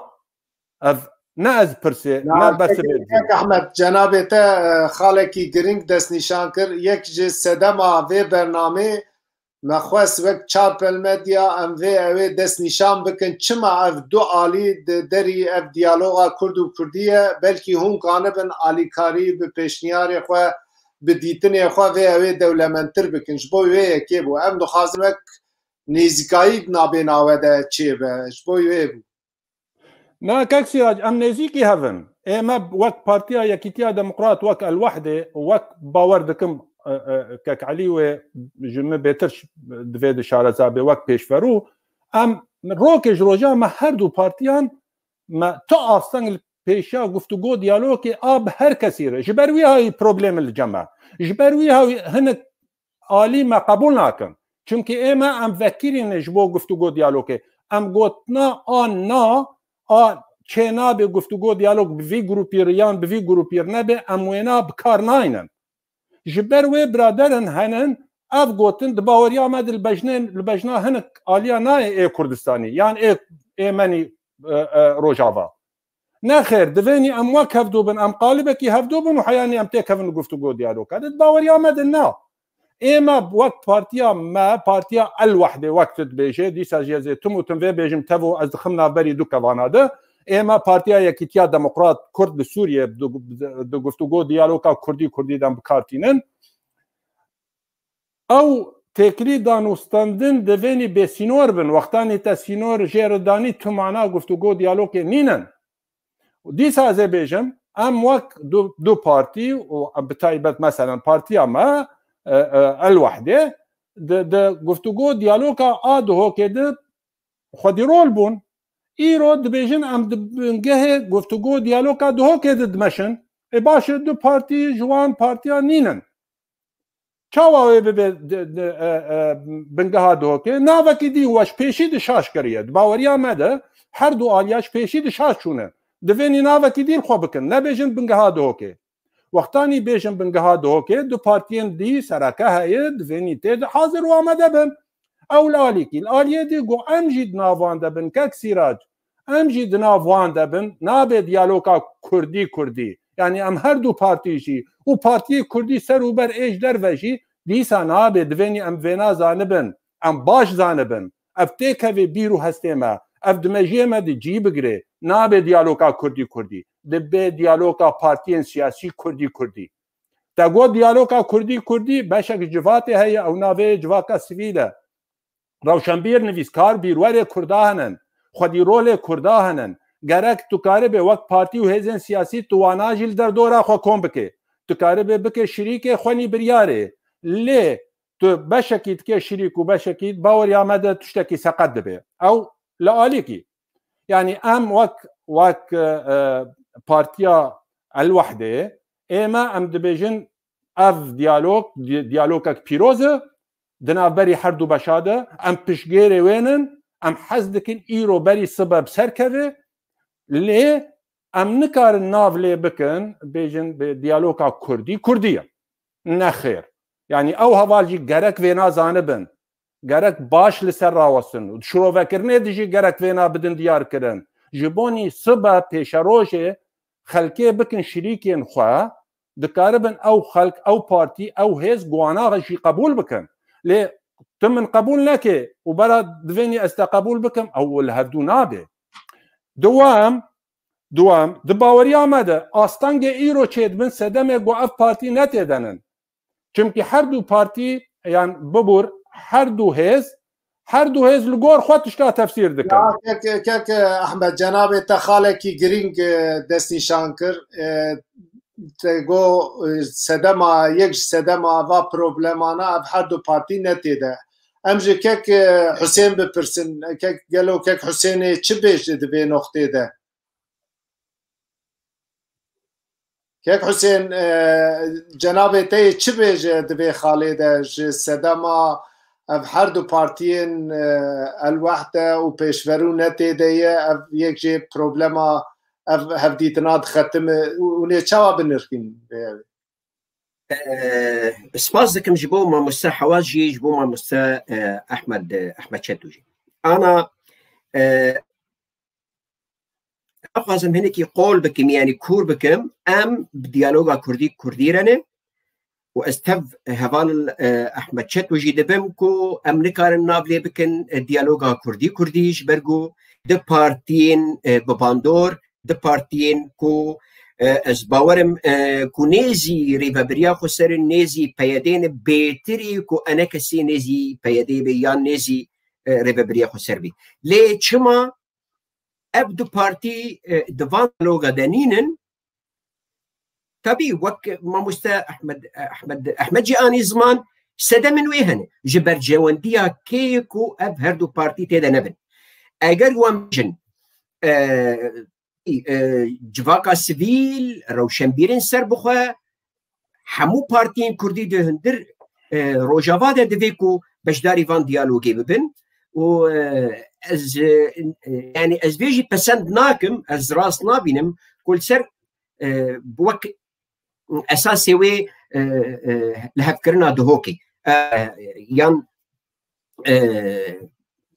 li hevkirinê ku berê çêbûne ez vê bînim ziman gavê ku li hevkirinê dihokê çêbû mercekî siyasî cudayî ku ana merca siyasî ku heye lê yê esas ew e ku ana ez lê bikim hevdîtinên Kurdî diyalogên Kurdî divê ku hemû aliyên Kurdî têde hebin ji wan pêşvero û partiya Yekîtî lê heya aniha çima bi nav nakin ji ber cewendiyê kêne ku nebin kî bûye asteng ku ewana di diyalogê de nebin mijarin divê ku ez derfet didim mamoste Alî û mamoste Ehmed em kek Alî gudarî bikim me neheqîl kek Alî kir kek Alî ew di vî warî de çi bêje kek Alî biborîn me neheqîl te kir me xwest tiş bikemile piştî wî em mehveya xeftinê bidin cenabê te tu dengê xwe vekir û dora te yî kek Alî dengê xwe vek kek Alî dengê xwe vek deng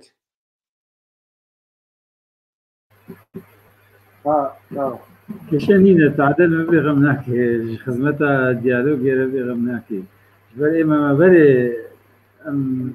تعدل ما باید دیالوگا هر دو عالیه داشت من ويدش عاجز نبونا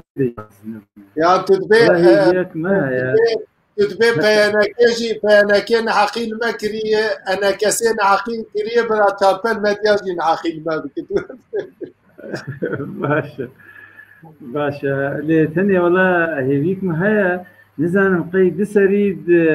الديالوج كده هودو تحمل لكن جاكك كي حسين درت كبي جاكك كي حواس درت كبي بمين لما قهداري يمكن جراو كي لاقو دور قهامن ما قهداري يمكن والله يعني اجي كي دنجي خطب له ايه كي احمد لكم يعني دانستنك بشي وي بهدوء بهيمني قال لك يجي دخشيه وشوفي هر تشتي مرو هبره بيجي ايه نبرينا ما بس جي برين بن ما بس جي شروعه وروني كرن بيش بو وقتين خالي بشارتي هبن ايه هبش اندر خلنا يعني فاندورا في ايجابي لا تيوانجيا هذه مع برامج يعني كتي حواس قالك متاج ومتخصص خارج ومتخصص بيجي مراسي دستي خوش ويبرين بوت والله او شرحاق وهبالي احمد كيف دستي خوش بس كي حواس جبوز بخير خل عنكم دستي كده بوت ميرك والله الديالوج هرد عليه نا كردي او براسي جهد خوشي عمنا او يه اجوي جرنتر بوت ابو شوي جرنتر جي بوت بوت يعني شيوك الشيوا إرادة إيجو بتبوي جدكم بسوا ده صد مين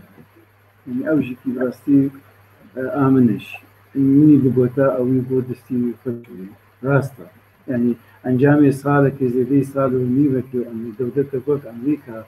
بالديالوج دولنا تشيسري وبصير خالي سلكي بدور بأود بيجين تفكرنا خلا سياسي خلا غيري وناتي خالي سلكينا إيجو يعني هر كفتنا الدنيا وقتها دست ديالوجي دوی دیالوگی دخالات هذه آريت كذن خالات سياسية اشتي عجيب شبك وروجة كده أو هبار يوصل خالات سياسي ريكرتن سؤال براسي يعني نزهج ما سربا خالدنا رينا كذن أجا نتن نقري داي بي تشتيقو كي حواز قوت مثلا إرادة أجا دستي متحاورين هذا النبي نظام هذه تر يعني والله أوجتي نبشارتيا يعني قناغا في صالات شويدة أوجي هذه حواس بحث كر أوجي دسوشي بيت كل بيراني دو يعني ديارة يعني هاد آلية دانستان دي كان أذنابي والله إيه ناخدي نبيك هالوستينا بلكي يعني إيه قد ديالوج فيه الوسطى فرميت فرق هي بس والله التنفيذ ده هذا اللي جهنا إيه قد جيب كرني ده أصلاً هي درست إنه برجلون واجب الكتاب أنا بنجو أمريكا في شيء بيجوه جروجا في الشيء ده ما جي أول هالبش تبينا مو باركيتيا ديمقراطية ما بهبرة وناغ يك هالوستي أف روسا شوبانديا روجا بودست ديالوج بيبو نبينا هذا أجيادا وقنا غير شلو سر سياسي كتن شلو لبجري هدي سين خالي سركي داني وهل مستعمل درباري واتشبه أم شربكن أم فيدي بكن أم شبكن يعني براسي نبشارتيا يكرابون نبينا مو بارتيا يكتيا ديمقراطية درباري ده هبو ما يوشك في هالسنجان يعني ندقو يعني أمزانن قو أفروسن نصدي صد هرد آلي باورن كي بلكي هناك بشك جي رازي بنوكا بالي حواس قو وتخازن بسربخن بجدي تخازن بسربخن بيت هيدا كرن إيقو ناخوازن جيش بوي ندقو هبونا مدوي ديالوغي ممكن أن ببن وقت فركي بنابينا إيقو تخازن هرد آلي هذا يعني قال لك جراها يعني وقتها قلنا كوكيد آلية كده شيء وآلية جوات شيء ديالوج إيه كما شكل الدربة دي بلكي خديها أو شاشة بأستيقظ قرم سانجا نرينا خدي ما نوتة أفتوار بارنا إيجو ديالوج يدجيكي يعني بينات بن باندورا إرهابا فكري ده قالوا از بيجم خبرها آلية دي الدربة نابجنم والله تشوية تخفروت يا تخنزا شاك يجبو يعني وقتا أب آلية سركي وقت ما وقت بارتيا ديمقراط هبا ويبقى فرق كيماني رأيك ما بقوتا خبالي حواس قلت بها خبرها يقولوا بارتيا يكيديا ديمقراطة ممكن هبا كيدي أو اتهام نكربا بس بيجي خبرها ككي حسين ممكن هيك شفر قازان جيشيكي وهروا ككي حسين جي وقتا بيجي خبرها عالية أنا بيدي وقتا بلكي تماشاواني يعني جمهور بارتياوي ببینی تشکی نورمال بس بيجي خبرك كي حواسه ممكن تشکی جرانها يعني شلو بيجي يعني هبونا ما وي عامله خيري بها وي عامله تشكتنا ديالوجي بها خالي باش بيهتر كتر بها قناعه مدى ودويدا تشتي نود في ديالوجي او نال تشاغا تشتي نود في ديالوجي ده برامبري ركبتني ديتري دولتك وك أمريكا أبصارك لتر يعني دستي خولوا بعد آية وهاتية إلا بديالوجي بسري يعني وقتها هيزك وقت ما كتبها ميدان ده يعني از تعبيرات كثير سين رخنتكم والله من نميزيكي إدارينا باش أم ندج من إدارينا يعني باش أم ندج من إدارينا نميزيكي إدارينا ميزيكي والله ما يكسر فيك تاني يعني أبعق ليا أقول ميزيكي شوية ما أوي هاد بارتي درباشتنا يعني أجل جاء أول ده أنا كسي وفيدج مرد بيجن هناكي بيجن يا هوني تيك من فارغونا مدى بين ديالو كي يا فارغونا آدي ده والله مولونا كده أم خوازن أم بين أم ميزيكي ملتي خود نرينا ويبن أم بكاربن خالنا هفش بيننا ميدان يعني أنا لنرينا سياسي بيكم كنا ده أم ذكرنا والله يتسرق هاندني يعني خطابة سياسي هرد آلية قلت تنتر درباري هرج آبري ويلي كفني أنا قلت امزا سر نرينا سياسي تشيبيا قلت باندوراوي هبا أخافتنا وآلية درس إيه ما وك هردو بارتي بو أم دربجيكي هاتنا هشتن أم دتك آنها السر فيراق هاندني جي السجاري فدت شم لو از گوتنك توش نبيجم نبي سبا و ديالوج تيجي از هل نقين گوتني خو گوتشو اگو اخيري باگو ونزيكي هبك يعني ري خشكر بيش بو يعني نزاها بالا شويه كي دست بي ديالوجي كدن ناف خدا واز قالك جراد بيجم وك ايجو درنجي بشويج بيتلوكا بنيفا تشبنوي بشوي وهريباني اما هر اب سرتر بشوي جمراي بي ابي هاي ادي بشوي بي ادي ابا جي قالي جناب تجد شوبينه نها ما ديرن في تاليه القامشلو ما بهر تماشاكر ان دولتين داغركر دست داوين ما خوازن كرد لسر اخوافا اداره بك اف تشتاجي اركيكي نشتماني نتوي دخستي ريخستنين كردا جناب تا كاري يعني دبي اف اليانا ريكي تشوا هالبجيرن كلها بكن روش بر وقت لما تنك دبي و دولتين داغركر ارشي مدكن ناكوكير ما هب ان الي نافازن عند بيشترو بارتي اندن الوحده ويكريزيا كردا تشبه چه بوی سبب کو مرو وقت علاوه دوی ریکی هم ببینن کرد لحب بکن و به یک دنگی در کبن پیشبری جواتا نابنتوهی بیجن ام عالی کردی اف خالانا ده لحب بکن و دوی هونجی عالی کاریا ما بکن دوی اوی ده جنابه تا چه فکر دوی واری ده کک علی؟ كيكي سراج والله تنها ريا تنها يك ري جبوغو براستي ام ملتي خو هزي ديتري نيزيكي ريفابريا خسر بن براستي ام نيزيك بن بها بشي قبول بدي يعني معقولة او طوفان قامش لو تشيبو او شريها او غير درست بو وحتى اشتياء سبيل لوقت بسن الاهلي كانت خطر هذا الشيء يعني علمي يعني اويري ببريان وجهتي جفينك بارتي ديرا جهازي ديرا يعني الكيلك خصك عند براستي الكيلك هبدو مرو بسك ندبير مرو شريك مرو ريز هبدو دبير والله هي دويدا يعني درك اداري يعني اجا دبي اجا بينك بين زعما جهتي فبكسي راستكو مباشر ديجوي اداره وي شريره يعني درك ملتي خا خلقي خطر كيلك خصك عند بانا دويدا والله اونا يعني مشفى ام لما بتبرامج سياسيه والله ما دعاجي كرن اسايش ربو امن اسايش الميدي جيبك والله كيف ما جيتي بو انجام دوك نافدت كم سركفتنا كاتشيا كيفاخه كيف ما جوير جيتي باش جبرت انجام ده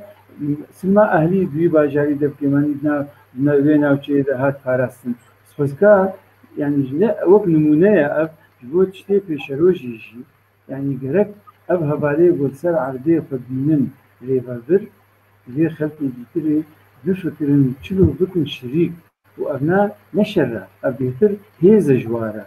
يعني ابناء بيجابي امن الميزين نبشابي ام هر شري واناكن نوك نقول جيتنجو ام نشري ريناكن وام جناتياويش ناكن بس امجيكي بشكل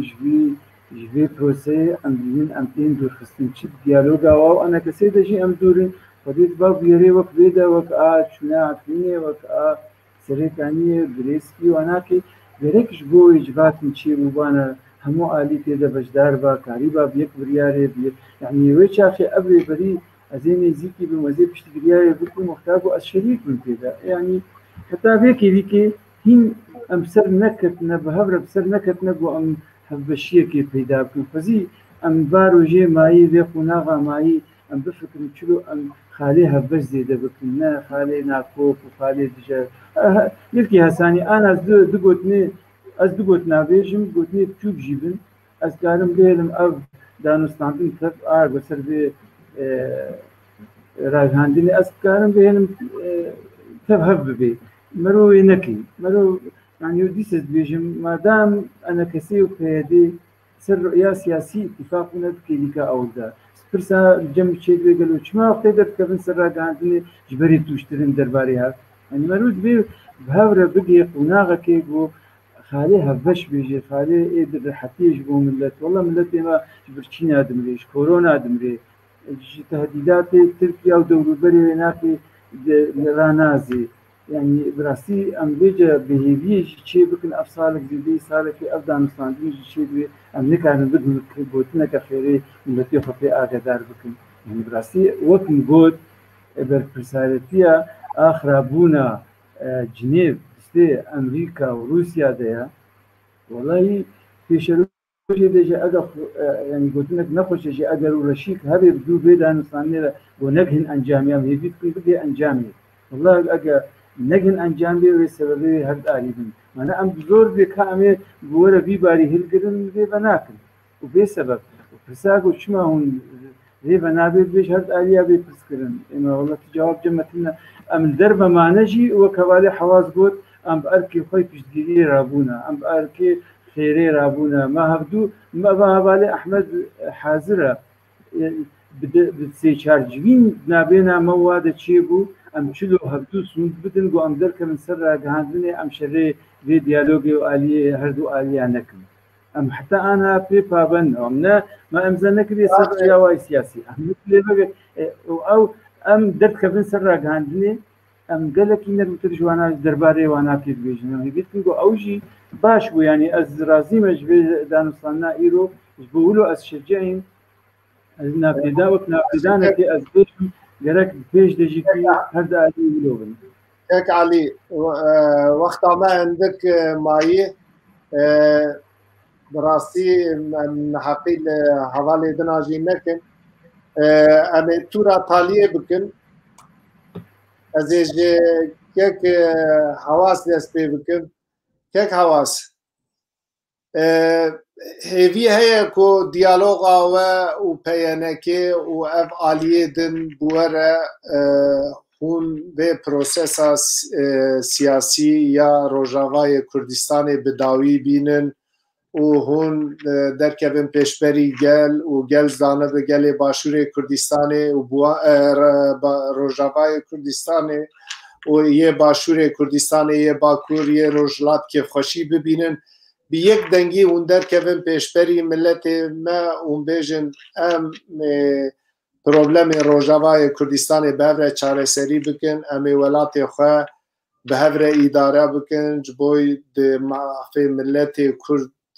Hexagona Sûrî de were qebûlkirin, statuya me yî niha were parastin, em ê welatê xwe bi xwe bi rê ve bibin. Hêviya we heye hûn ê li hev werin ya jî ez ê vê gotinê ji wergiştika bibim ya jî hûn ê jî wekî eşkere bêjim ya jî wekî Fransa û Amerîka we dîsa destê we bigirin we bînin cem hev we li hev bînin. Em hêvî dikin aliyê Kurd û ev her çar aliyê ku îro li Rojavayê Kurdistanê stûna siyasetê ne hûn li hev werin. Hûn derkevin pêşberî ew ê di garantoriya Amerîkayê de Fransayê de hûn li hev bikin û derkevin pêşberî gelê me û mizgîniyek bidin milletê me. Hûn ê çi bêjin? Ez ê her yekî we 5 deqeyê din bidim we û ez ê bernameyê xelas bikin. Rewşa me pir hindik mayî wexta 5 deqeyê we xelas bû me mafê we ya xeftinê birî qusûrê mêze nekin. Fermo kek hewas. سپاس کەکێ سیراژ بڕاستی gelek tiştêm xwest ez destpêkê zerar bikim spas mamoste Elî belkî hinek tişt tekîd serkirin û ê destpêkê em ser axivîn siyasetê de wextê mirov bê hêvî bê gerek mirov siyasetê neke yanî siyaset yek ji tiştê sereke ne tenê mirov xwedî hêviye lê vê mirov bingehînên hêviyar ser avatkê vê mirov peyda bike yanî vê mirov bikarê وەک عەرەبی ژێرە دبێژن ئەدەواتە پەیدا بکە ئێمە نسبەتی مە ئەم هیڤینە ئەمێ وەک دبێژێ بکارن وێ دیالۆکێ لەسەر بێخن ji ber وەک من دەستپێکێت بوو دیالۆک و دانوستاندن یەک tiştê sereke وەک ئاخافتنên me ji berê kevnara wek dibêjê tiştek ji ê nehre belkî nehiştine ez çiya û tu çiya keş golik re naçê giya yanî gotinekî tê ez bêjim wala her tişt wek min û aliyê dî bêjê her tişt wek min bêguman wê ev mesele neçê serî vê em her du alî jî bawerî li cem me hebe vê em hinek wek dibêjê tenazulata bikin hinek li hevborînê bikin heta em bikarin wek dibêjê vê diyalogê ser bêxin ew îrade bi nisbetî me wek Encûmanê Niştimanî Kurdî ez wek proje و نرينا سياسي و نرينا كونغري ما داويجي و هر وها جواتين ما بشتيفا دانستاندنا بزلالي نرينك زلالي الجمعة انفا ديالوكا السربخن ديالوكا نابينا انجمانا اجتماعي كردي و بارتيين ينكي وك اوانا والخكري و از ديسا تكستكم نديالوكا كردي كردية جبرنا كوكي كردي تنية نکوکی کردی ام بیجن هیا تنه نکوکین سیاسی نابینا بشین سیاسی ده وقت بیجه هیا المالکی ده تدبینه الهندره مالکی ده بلکی دبرا یک حواله وی پارتیه یک حواله وی پارتیه او مثلا وقت بیجه ام نورمال لید نرن ام خوازن وقت بیجه تولی روشا سیاسی و پارتیه هبونا پارتیه سیاسی الهندره روجاوای کردستان ده مخابن جمارکی گل کی مزن چه بوا جمارکی ام هیوینه وقت بیجه دما وری هک بنگهک آرام وری پیدا کرن بنگهک شل بجارتن براستی سر بخوره وری آوا کرن بن چاودیریک ده چیروکک جمع کوچرات بیجه وقتی بهار هات تبرخ برده هرکت چند برماکا خواه باوریم ده هنگ پارتین سیاسی اینیزی که هف یک نرین یک هلوسته سیاسی جبر بکارن شریک بن آواکرنا آرامی ده شریک بن دستلات ده وک حقق و مافک هر پارتیک سیاسی سبا پیش روژ شریک به دستلات ده پروژه خواه سیاسی بکاره بره و او پارتی سیاسی بگمانم ده ورن رخف دو و بکارن یک هلوسته یک نرینه چیکن لینای و وارته اف پارتی ام و پارتین ینکه عمل هندری یک پارتی ده بن و اوجی نه وقت بیجه تشتكي يعني بيويستا وفيببي طبيعي قال لك نرينين سياسي هبن ليامهم او نرينين سياسي اي جدا جدا ام بكارن تيخن خدمتها وبرجوانديا ملاتي خاده ايرو برجوانديا ملاتي ما هك ام بيجن كيك حواس وقتا تا ودبي ازي برسكي او بكم تجي بقدين جنابي تا وقتا تا ودبي اف ونكانن مزجنيه كي بدن بشتي وهبديتنا بنوناري امريكا كر هبديتني كانن جنابي مزجنيه بملتي ما رابقين اما هبديتنين امريكا را وقت بيجي تم تكازيل سر مساله بيجوچونين فادان استاندنات تكرن استانگیر پیشگیر هنو چاوام تکارنوا استانگیا راکن حتی نها اراده دیتنین از نیک شانده انجمان ایدان استاندنامه لی دیتنه بردوام ایمه بوقت بیجه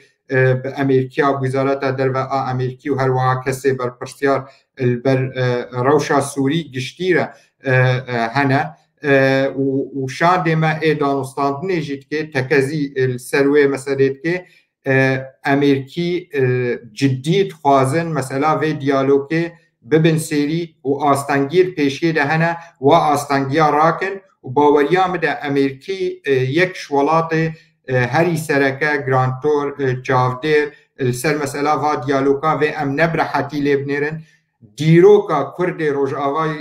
کردستان ده ولاتن وک امریکا وک فرانسا ایرو المرد بن هفبال و جاودیر و خوازن من ایزی هف بکن بگمانا مده گرک ام وی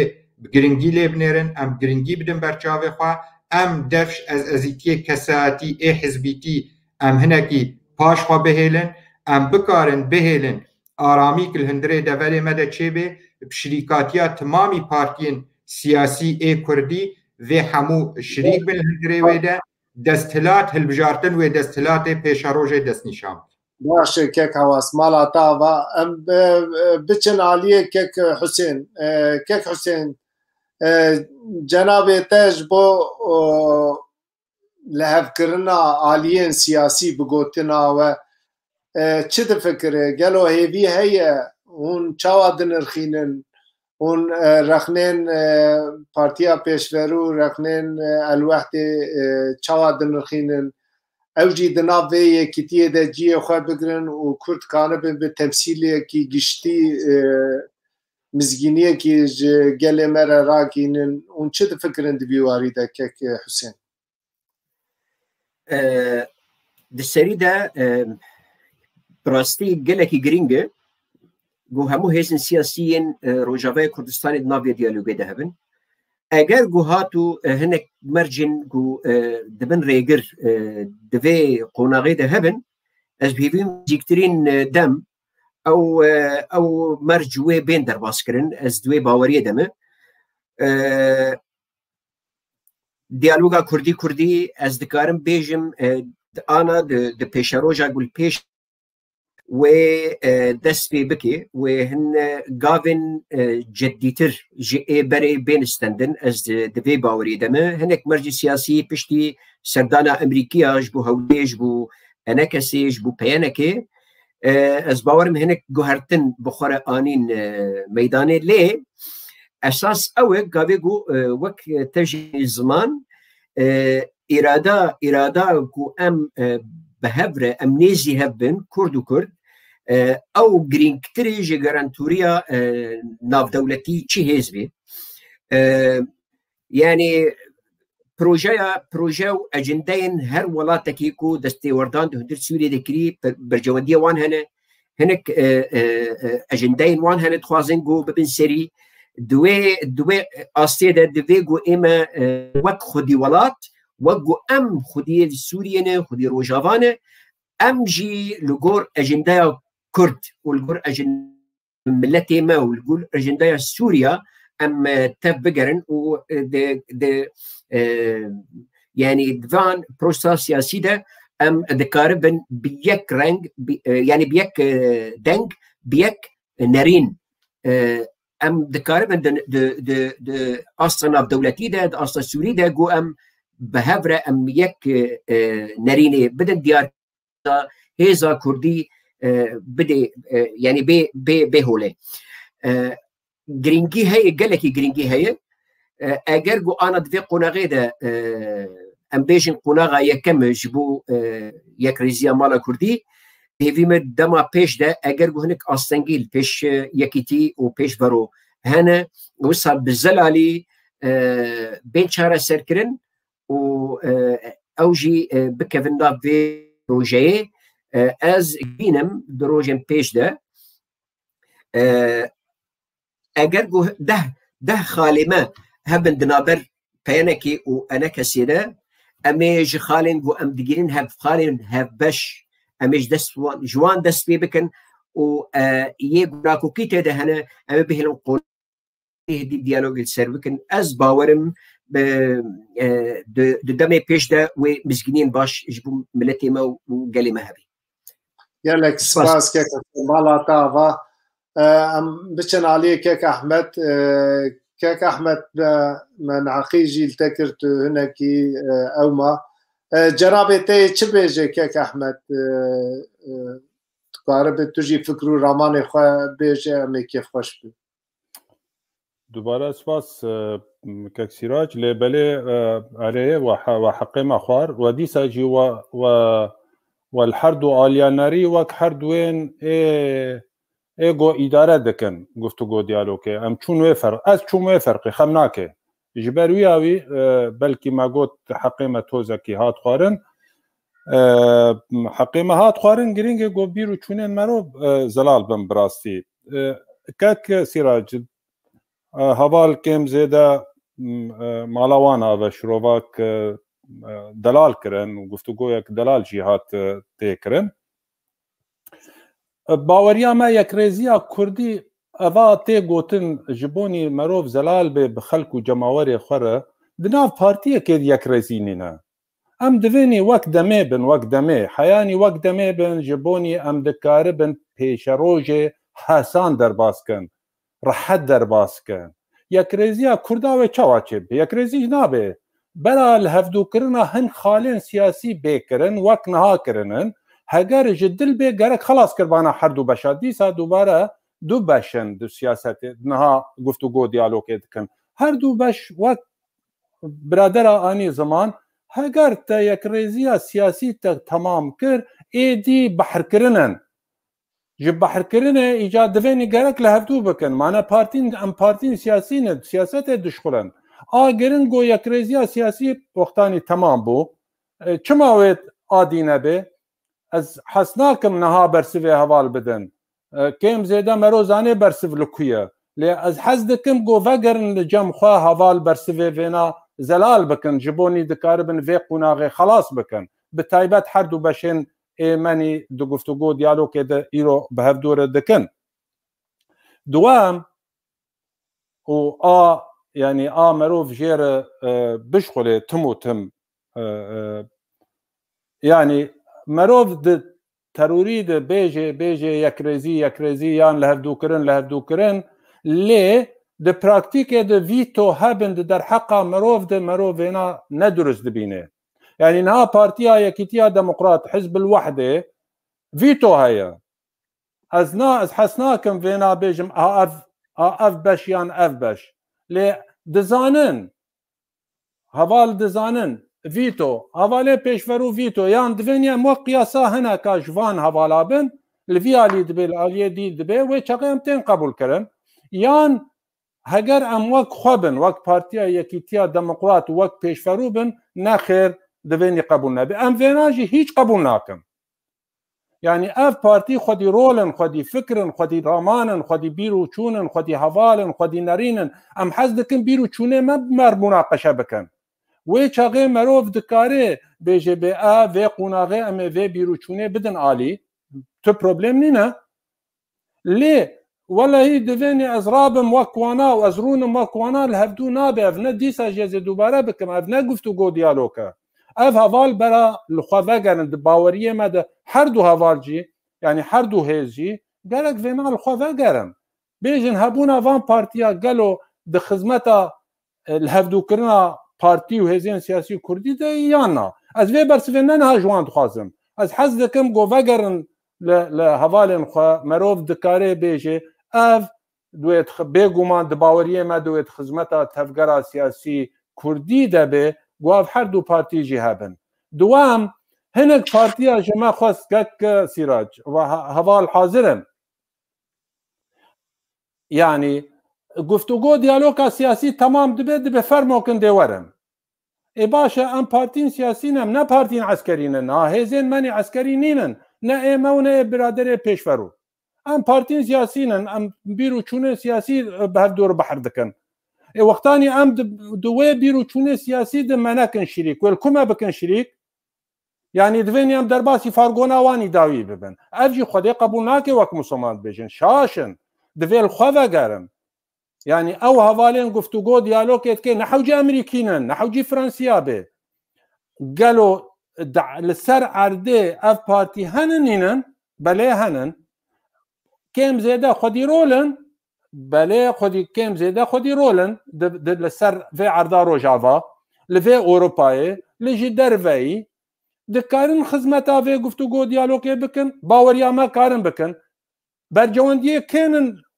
dûr bikin baweriya min her insanek her partiyek divan heme di her du dezgeha de destê xwe deyne ser dilê xwe dûrbûna van partiya ji guftugû diyalogê ne di fêda Kurda de ye ne di fêda pêşketina diyaloga Kurdî de ye asteng îro çê nebin wê sibe çê bin gerek merov ji bonî dikaribe xelk û cemawerê xwe bigêne rehetîkê di tiştên praktîkê de jî wek heye merov bêje wek heye merov bike diber wê de merov wê bi rastî pêş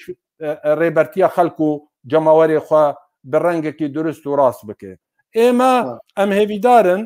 hêvîdarin xêrxwaz bêguman henin دووبارە ez hez dikim em bi diyalogê renin got du partî du gundî bi hevdûr guftugû diyalogê bikin li hevdû bikin serêşa ji hevdû çê nekin rehetiya me ye îca çawa du beşên govilqasa partînin di her du aliya de guftugû diyalogê bikin îro bi serkevê sibe di xizmeta yekrêziya yan got tevgera siyasî Kurdî û Kurda de ye em piştgiriya wê dikin lê em dibêjin ji bonî birrêk û pêk bê bêtirin dîsa jî wê ne sadî sad bê bêtirin gerek ev partiyên din jî hebin li ber yanî destê xwe bidin destê hev dikaribin guftugû diyalogekê di xizmeta vî milletî de roja îro de çimkî got furset carna tê got ji mero ji destê xwe berda belkî 100 sal piştî neyê îro dema got rojava tê de û Sûriye bi giştî tê de yanî li cem hineka xerabe ji hinekar belkî pak bê başî bê yani îro tevgera siyasî milletê Kurd civaka wînî sivî rewşenbîrên wî heger li hevdû bikin furseta îro ji partî ji Kurdar hatiye belkî dîrok piştî demeka dirê jî xwenûnekê jêre heger ji destê xwe berdin em ji destê xwe berdin wê dîrok me tev da ceze bike me tev da hesab bike diber vê nade ne filan beşî û filan beşî فلان شخصی فلان شخصی هر همو ê got siyasetê de îş dikin û kar dikin di baweriya min di wê dîrok wan deyne berhesab baş kek Ehmed baş malata ava be gelek sabe kek Ali em te gudarî bikin cenabê te çi difikirin ez dibêjim bersiva vê pirsê ئاگۆ پێشەرۆژ چلۆ نیشانگێگەش بینن یاڕش بینن ئەدوێقەی تەجروبا ئەنەکەسێ و پەیەنەکێ di derbarê bersivdana dawetnama Fransa ne nîşanekî pozîtîv e ne nîşanekî xêrê bû yani dewletek wek Fransa yani di dinyê de ne di nav Ewropa de dinyê timamî de dewletek wek Fransa tenê a gelekî sedî sed helwesta wê zelal e û piştgîr e bo pirsa Kurd li hemû dinya û taybet li roj avaş wekekî hewaz got destpêkê de eslan ev diyaloga anha dest pê bûye navêna her aliya de ji dest pêşxeriya wê يعني مەبەستا ئەم چییە مەبەستا ئەمی دەولەتێک وەک فرەنسا بناوێ سەرۆکی وێ داوەتی بشینیش کوردرا وەرن پاریس divê qûnaxa a hestiyar û giring de ئەم ژی نکارن پیشاندەکەی هەرن وێ داوەتنامێ جیبجی بکن ئەنا یعنی بەرسبە پرسا جەنابی پێکا کسیراج گەلۆ پێشەرۆژ چاوایە پێشەرۆژێ مەرۆ دمرێکا وێ داوەتنامێرە تخوێنێ ئەوێک ئاد دووە یعنی ئەس باوەڕ ناکەم یعنی ئەس باوەڕ دکمش هەر هەوادا نێتا خێرێ هەیە و داخوازی جەموە هەیە گۆرێکە بن ئیرۆ بەریسبە ئەس وێ ئەبەدەن گومان جەمتونە بۆ و هەواڵ حاشا نەڕاستی بژن ڕاست بێژن و ڕاست خوازنشی لێبڕاستیژێکی بریارە ملەتی سووری وەک دەستوێتی مەگۆت و ئا کوردیژی تایبەت نەدەستەوێتەیە یەکیش وە باندۆرێ بۆ ناهێرێ ئەو بریار یعنی گۆر داخوازی مەگۆر ئێمە هەرێ سەری بۆ خودی باندۆرە لە ناوچەیەدا ئەمریکایە ئەمریکا حتا وێکێلیکێ حتا ها وێکێلیکێ ئەگەر جەدی وەرێ مەیدانێژی تەنێ بریاراوێ بۆ پشتیریا کورد بکێ دوارێ عسکەریدا لە دژی تیرۆرێ ئانها ئەف حکوومەتە بۆ نوو هاتی ممکنە پرۆژێکی ممکنە فکراکێ ممکنە نەرینەکێ نوو پێشنیار بکێ بۆ پشتگیریا کوردش بۆ دوارێ سیاسیدا و هینەک نیشانەیە ڕاستی هەنش بۆ مەرۆنەیەک سەر جارێ ڕەشبین بێ هینەک نیشانەیە هەنە بۆ ممکنە پشتگیریا کورد بێ دوارێ سیاسی دێژیکە ئەو ئەف هەوڵدانێ بۆ بۆنشتاینە بێ چییە بێ تاریت بکێ مەرۆژێ فێم بکێ بۆ ئەن و هەوڵدانێک جدی هەیە ڕەوشا کورد نه تازە ئەو هاتیە ڕەوشا کورد سەر عەردێ ناس بکەیت و باندۆرێ بۆ سەر vê rewşê destê godina vê rewşê de muraqebet kiriş bû nuh vegerê Washington bi hikûmeta taze re karibin bigin nerînekê ka di Rojava de wê çi bikin ji niha heta wê çaxê gereka her yek ji me piçikî tûştir jîkî ser vê danûstana godina her aliya de dibe mero tûştir bêje ji bo got navtêdan bê wext qazancê jê bikin diyaloga xwe serîxin û bingeha wê ferehtir bikin ev partiyê dîtirê ev hêzê dîtirê wekî Ehmed got hêzê sivîl hene fîatê komelga Kurdî heye tevtê de bejdar bin em karibin nûraniyek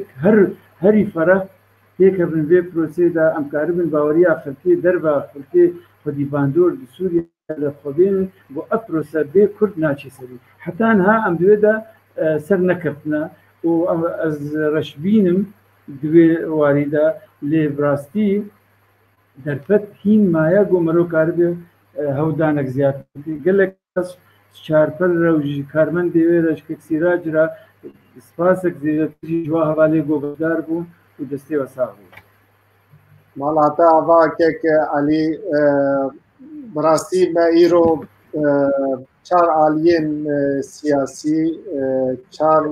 Sûliyên Rojavayê Kurdistanê gudarî kir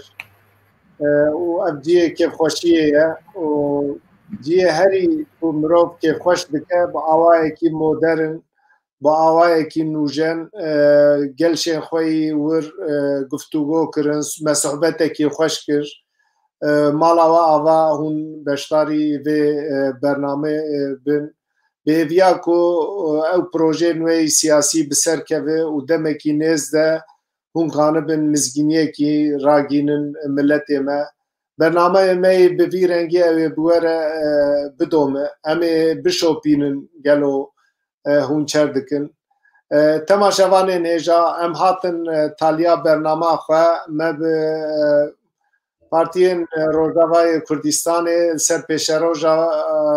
Rojavayê Kurdistanê sohbetekî baş û samîmî kir em spasiya her çar nûnerên Rojavayê Kurdistanê dikin heta bernamakî din bimînin di xêr û xweşiyê de roj baş.